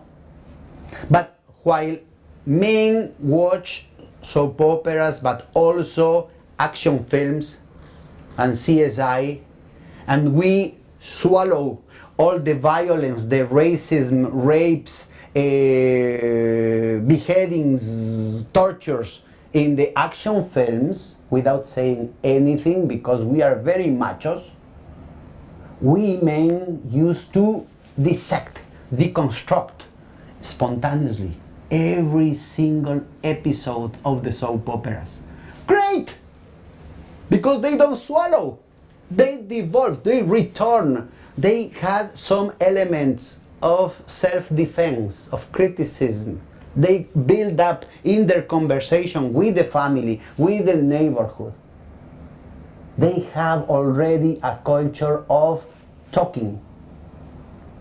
They had already a spontaneous practice of social organization. So we based our proposal on that spontaneous costume of the population, and we put the soap opera but in a critical key. For example, I don't know, maybe here is also popular Popeye. Have you seen Popeye? So Olivia of Popeye. One of the characters in the soap opera is a reminiscence of Olivia from Popeye, but it's totally the opposite. It is also a sentimental triangle, but this time it's not the hysterical woman calling the two machos to help her. Oh, Popeye, Brutus, no. It's totally the opposite. She has also that dilemma, but she invests herself effectively. She loses, but she solves the problems. She is the articulator, the articulator of the conditions, not only in the affective relationship, but also in terms of the relationship within the neighborhood. We had a little kid, I don't know, here in Latin America is very popular, Chavo del Ocho. Is a comic program, is a sitcom program, plenty of violence against the kid because the kid is the fool of the neighborhood. So he is the poorest kid in the neighborhood and everybody hits the kid. That is basically it's plenty of humor. It's plenty even of social criticism, even if the author was a right-wing guy. It has a lot of very sharp social criticisms, but we use that character to transform in another kid, also from a poor neighborhood, but he was not touched. He was not hit. So in order to have this, you have plenty of these situations, everyone in reference to, subliminally in reference to some situation of some characters of the so-called popular culture, but in key of contrast, in the possibility of having a conversation for the people to show that another reality is possible. Of course, any decent soap opera should have a sick person. So we use the sick person not only to cry a little bit, to sweat a little bit, but also to discuss the problem of the cost of the medicine, the accessibility of the health services. And we, for example, we use this with the social networks, with the SMS, and we launch a campaign to eliminate the expenditure, the selling of expired medicines. that it was generalized, especially in the rural areas. So as the expiration date approaches, they took from the shelves oriented to the upper and medium segments of the population in the big cities, and they sent them to the popular neighborhoods. And as the date was surpassed, they sent it to the provinces, and from within the provinces to the rural areas, to the indigenous neighborhoods. So the less voice you have, the more exploited, the more abused you are by the markets. So if you, the traditional, look, we use the same situation with the soap opera and the social organization in order to transform the practice of the state. The traditional practice of the state apparatus, of the public services, is to intervene where you have the logistics, to intervene where you have more visibility in order to have some exemplary projection. So in this case, what we could do was, the traditional way was to go precisely to the upper and medium class neighborhoods and to apply the law. But that was going to worsen the situation precisely of the popular neighborhoods and the provinces and the rural areas. So our proposal was precisely the opposite, Darwis. Lope de Vega, Fuente Ovejuna. In the Spanish literature, we have a play, the 16th century play, called a playwright called Fuente Ovejuna. Todos a una. Is the insurrection of a town in times of Charles V in Spain, that was not willing to accept the abuses of the comendador, of the local authority. So finally they rebelled, they killed the comendador, and when the judges came, everybody responded, who killed the comendador? Todos a una, Fuente Ovejuna. So, who killed the gobernador? Every one of us. That was the answer. So the new relationship that we could provoke with this type of intervention was to have a punctual, very precarious, very humble response, but simultaneous and everywhere. So we have in a single village in the coast, the single indigenous village in the Sierra, a single neighborhood in the Amazonia, a very poorest slum in Quito, a very poorest slum in Guayaquil, but suddenly all at the same time asking, because we don't have any attribution to fixed prices. We don't have even attributions to close the pharmacies that spend the expired products. But if all the consumers at the same time start to ask, where is the expiration date? You call it expiracy, huh? In the American English is expiration, sorry. Where is the expiration date? And why are you selling something that was already expired?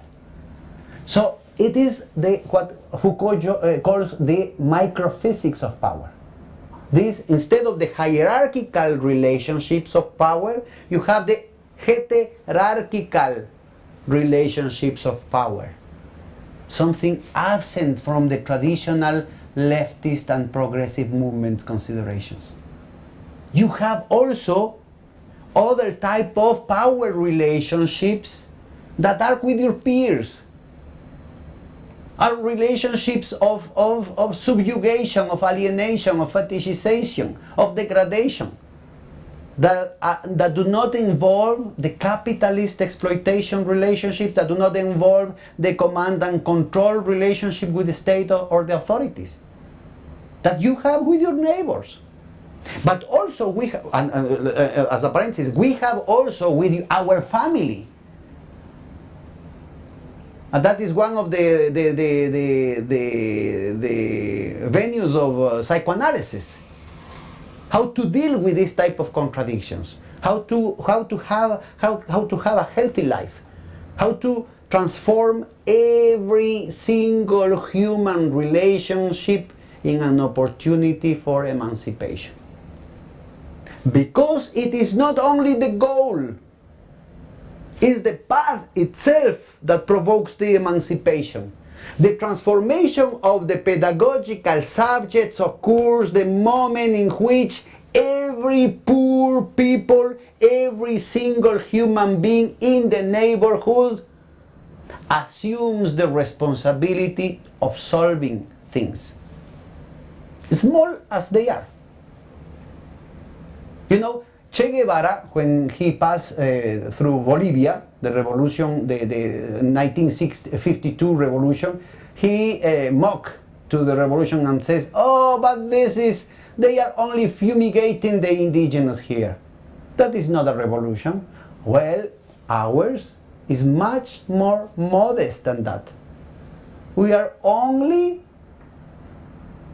eradicating a practice, a practice that was condemned by capitalism of selling expired products. But what we are trying to stress is the importance of the empowerment of the people, the psychological, political, ideological transformation of those people involved in the coordinated process to change their lives. I don't know if I'm being clear.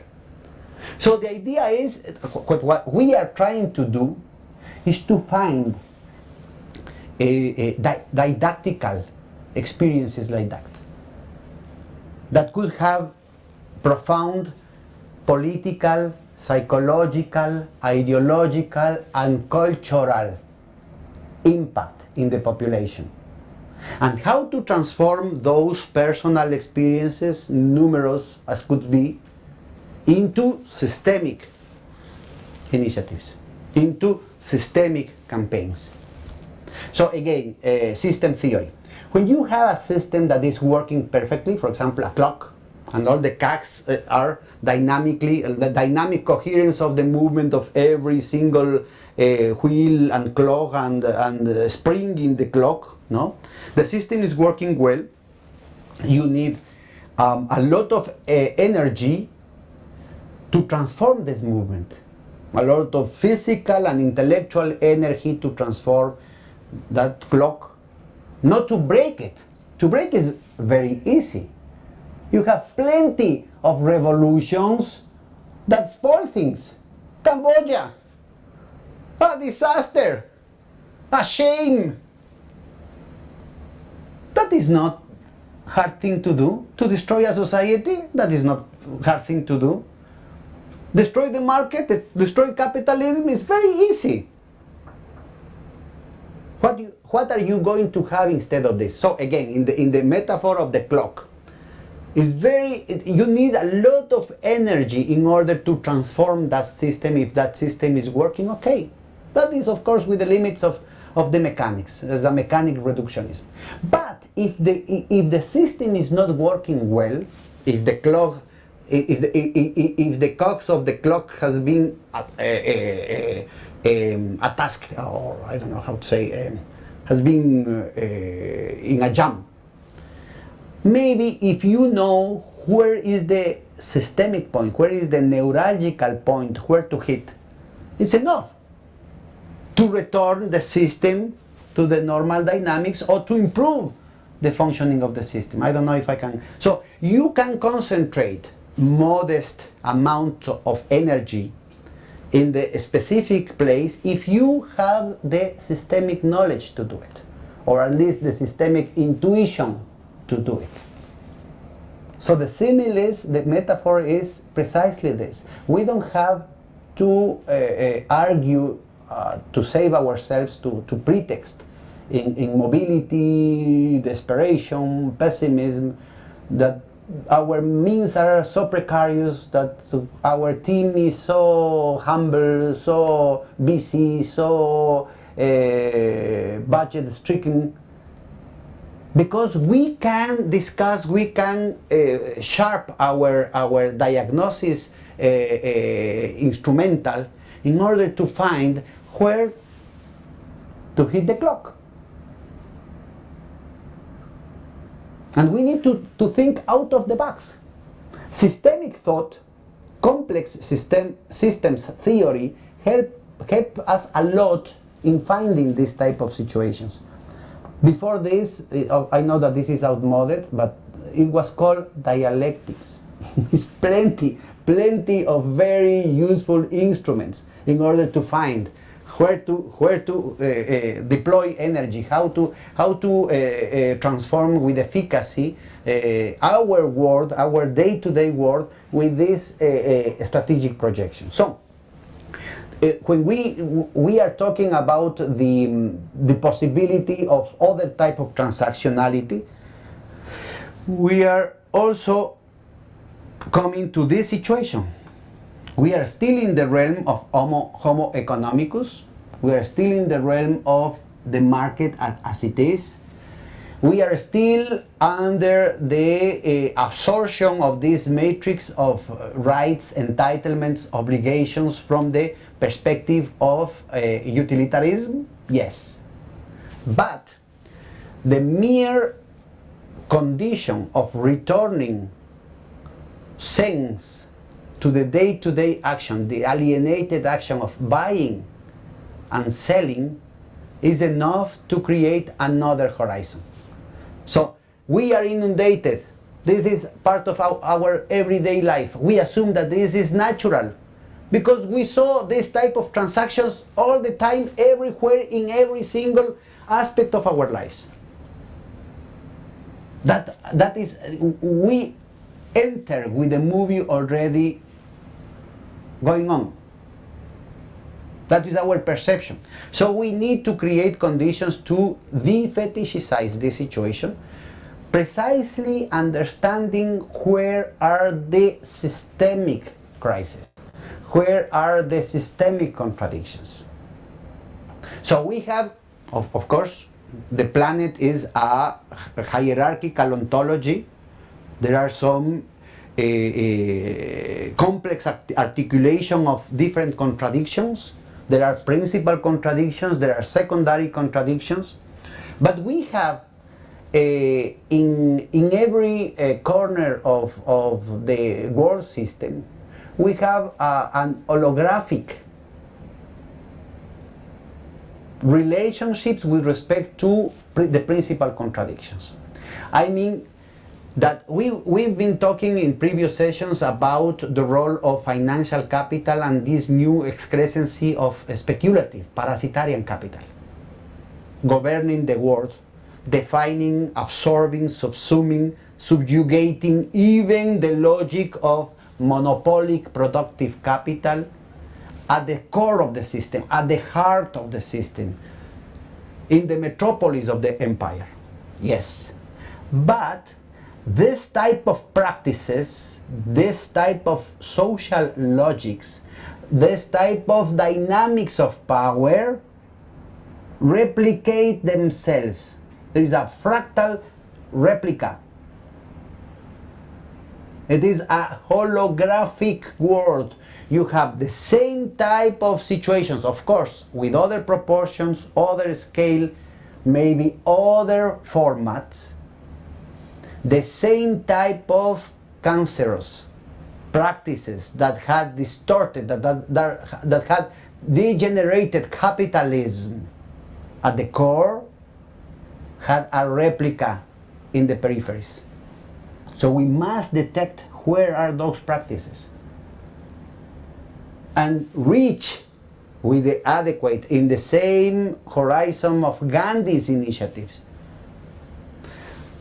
trying to reach this type of practices in terms, not only in terms of denunciation, but also in terms of deconstruction. That doesn't mean destruction. We are not fostering, not even in metaphoric terms, terrorist activities. We are talking about a constructive criticism that could address the heart of the system. that could address the jam in the cogs of the clock. So, for example, when we are talking about the eBay, in Ecuador we have, since the last 2 months, this is a very recent experience. Actually, we were planning the situation for a much longer chronogram, but the terrible earthquake of April forced us to accelerate the deadlines. No? So we had hastened a little bit our activities in order to have something operating, something in production today, and we deployed what is called the Super Tienda Ecuador. That means the super Ecuadorian store. But the point is that we are attempting, our goal is to end up with an Internet of Things devoted to the people's economy. We are not excluding, in principle, the possibility of capitalist enterprises' participation in the mechanism, but our priority, our design, is to attend the needs of the people's economy.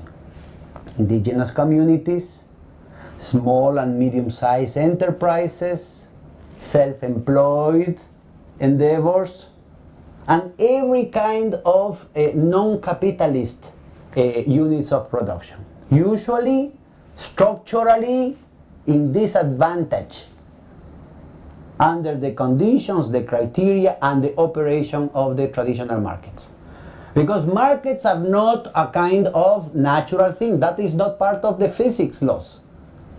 Markets are human constructions. Markets reproduce the structure of power. And if you have monopolies, and you have markets dominated by monopolies, those monopolies are going to be reinforced, are going to reproduce the expropriation of decisions, the expropriation of capacities that monopolies have created.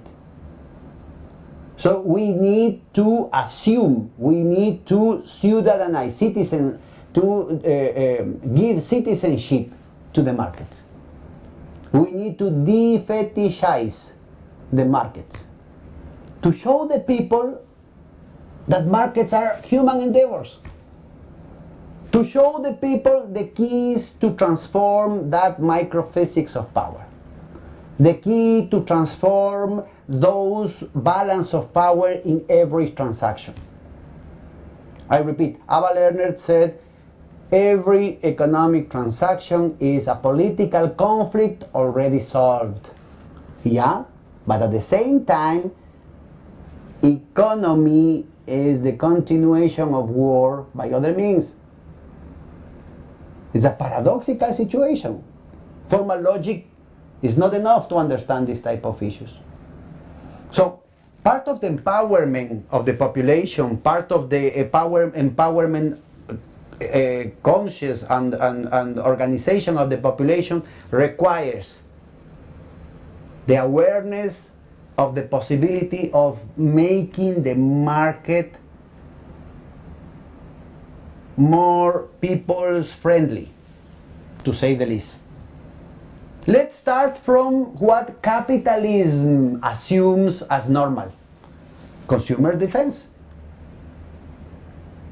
The usual norms that you have in every single country, but nobody applies those laws. I've done my due diligence. Nobody applies those laws everywhere.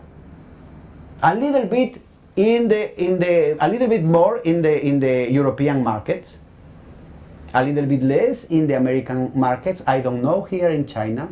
I don't know here in Hong Kong. When I was in Beijing, I experiment myself that here in China you have plenty of room to discuss consumer rights. Plenty of room. There's nothing subversive about this. It is in the labels. It is in the laws. More so, it is in the American laws. You know, there are some transnational implications. If you are transnational with residence in the United States or in Europe, violates some ethic code in other part of the world, they have consequences in the matrix, in the metropolis. Especially in the case of European transnationals. Pay attention to this. More so, the Norway pension fund is a huge pension fund, almost $1 trillion. They had a very strict regulation for their investments. So the transnationals that violate the code of ethics in terms of consumer rights, in terms of discrimination, in terms of racism, in terms of children's labor, in terms of environmental issues, they are totally banned from the possibilities of investment of that fund. And each time there are more and more funds, even hedge funds, pension funds all around the world, sovereign funds, that are following the criteria of the Norway pension fund. So we have plenty of venues of leverage of this type of local struggles if you put it in a planetary dimension. So the notion of local assumes other characteristics now. So when we talk about the new technologies, we are in the middle of a new scientific revolution. I'm insisting in this, but opposite to what happens with the previous revolution, scientific revolutions that favor concentration because of the high threshold that make it forbidden for the small capitals to access to this for the type of investment that you require in order to enter the market. This new paradigm, this new technological paradigm is much more flexible, and it favors not only other scale, that is very important, not only other scale, but it also favors other productive logics. For example, in terms of programming. So the so-called knowledge economy has opened the doors for other type of advantages in terms of the market. Among other things, the possibilities of exploiting what is called the zero marginal costs. For example, once you had set up the infrastructure, the fixed cost of this computer or the server or some network, the introduction of a new user has almost zero cost. When you, more so, there are the possibilities of positive externalities based upon scope, economies of scope, economies of scale, economies of network, make not only zero marginal cost, but negative marginal cost. So the introduction, and that's the basis of the success of Google, of Facebook, that they can provide free services because they had other realms in which they can profit. They can make profits out of the mass that they had gathered out of the users of the free product in some specific dimension. So if you pay attention to this type of possibilities, I'm not saying that this is going to transform the core of capitalist exploitation, but it opens the doors for another type of survival of people's economy. You need the concept, the same notion of efficiency in the market is defined from the mechanism of competition, the intra and the inter branch competition that destroys enterprises, destroys capital, destroys jobs. That is called the creative destruction and the destructive creation. That defines the cycles. Marx, but also Sismondi and Schumpeter had studied in detail this type of mechanism, this type of permanent disequilibrium of capitalism. No? That is the way capitalism is. It is impossible to regulate this. You can mitigate the effects of this type of situations, but you cannot avoid them. So, and that is precisely one of the sources of success of Keynesianism during for this Keynesian regime of accumulation. That has been abandoned today, and we are in the middle of a dispute between the continuation of the natural rate of destruction. Let me repeat. Between the natural rate of capitalist destruction, capitalists killing capitalists themselves. You need bankruptcy in order to clean the market and to capture the market for yourself. That is the best way, that is the favorite way to improve profitability if you have this situation of higher organic composition of capital. Am I clear? Okay. So we are in the middle, and that represents the current crisis. We are in the middle of this situation, or the other perspective of the managing of the profit rate through the managing of relative prices. That is not new. That started, well, that was episodically, that happens before, in the 18th century, with the colonial monopolies organization, the Spanish Empire, the Portuguese Empire, the British Empire, the Netherlands Empire, Batavia, Indonesia was created because of this. With caucho, with rubber, with indigo, with cinnamon, with oil. Okay? But then much more systematic started with what it was called the state monopoly capitalism. That means the articulation between the economy of the holdings, not only the one monopoly, but the whole empire, the whole private empire, and the apparatus of the state. Through subsidies, through the manipulation of international trade, the value chains of supply of inputs, and especially with the territorial colonialism. The distribution, the repartition, the Berlin Conference of 1890 was precisely held because it was in the interest of the empires that had engaged in a simultaneous industrialization. At the beginning it was just the British Empire, and they had as a hinterland the south, the slavist south of the United States. When Lincoln won the war, they had to capture Egypt in order to have a quasi-slave labor to produce cheap cotton.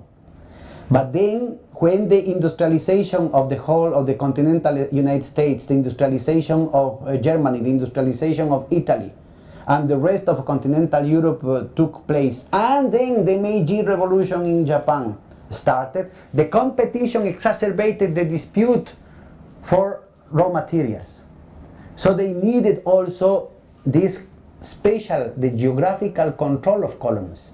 So imperialism took another form. With the end of the Second World War and the destruction on behalf of the United States industrial interest to form markets, the Fordist Keynesian project, the old colonial empires had to re-engineer in terms of the new perspective of free trade. But that project was defeated because the British notion of free trade, the free trade that appeared after the Second World War, they required the constitution, the endogenous constitution of revenues in each country. And that requires Bretton Woods, the original project of Bretton Woods, national capabilities of productive forces. Today, that project was defeated, and we are returning to the 19th century British version of free trade. And with that version, you have a predominance of the entropic forces, the destructive creation instead of the creative destruction.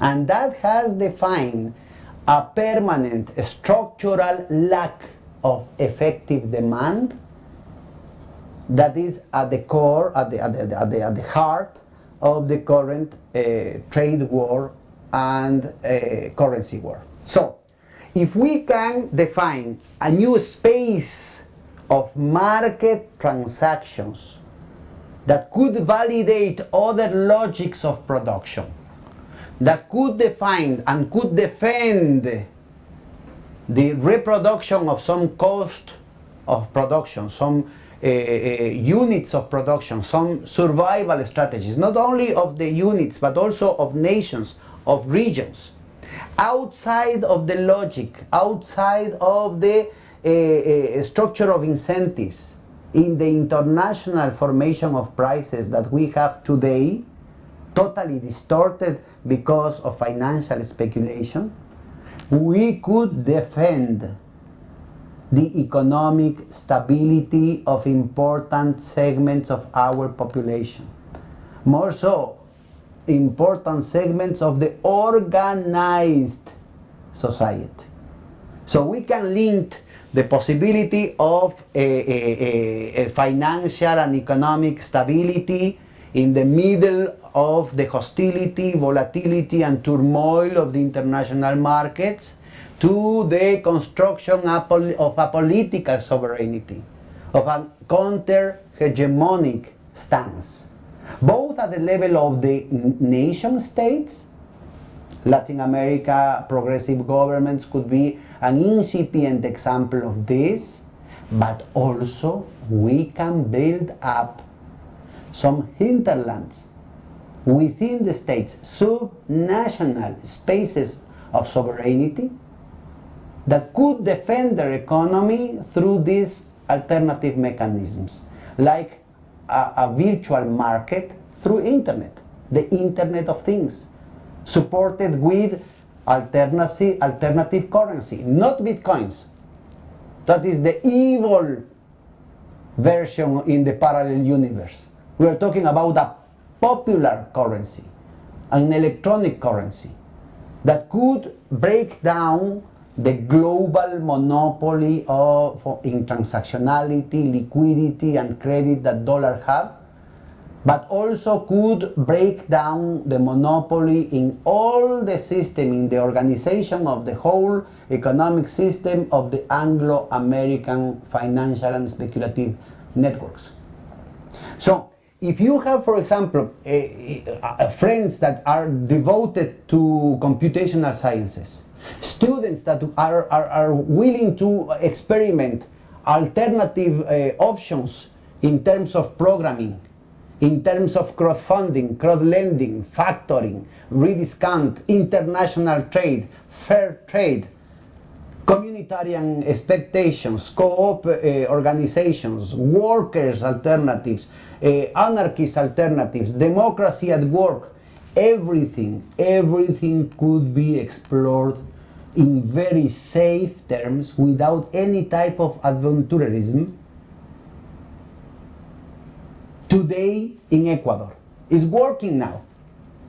It's still incipient. We have only 862 products working in the platform. But the platform is designed to grow. And at the same time, again, it's not only the goal, it's also the path.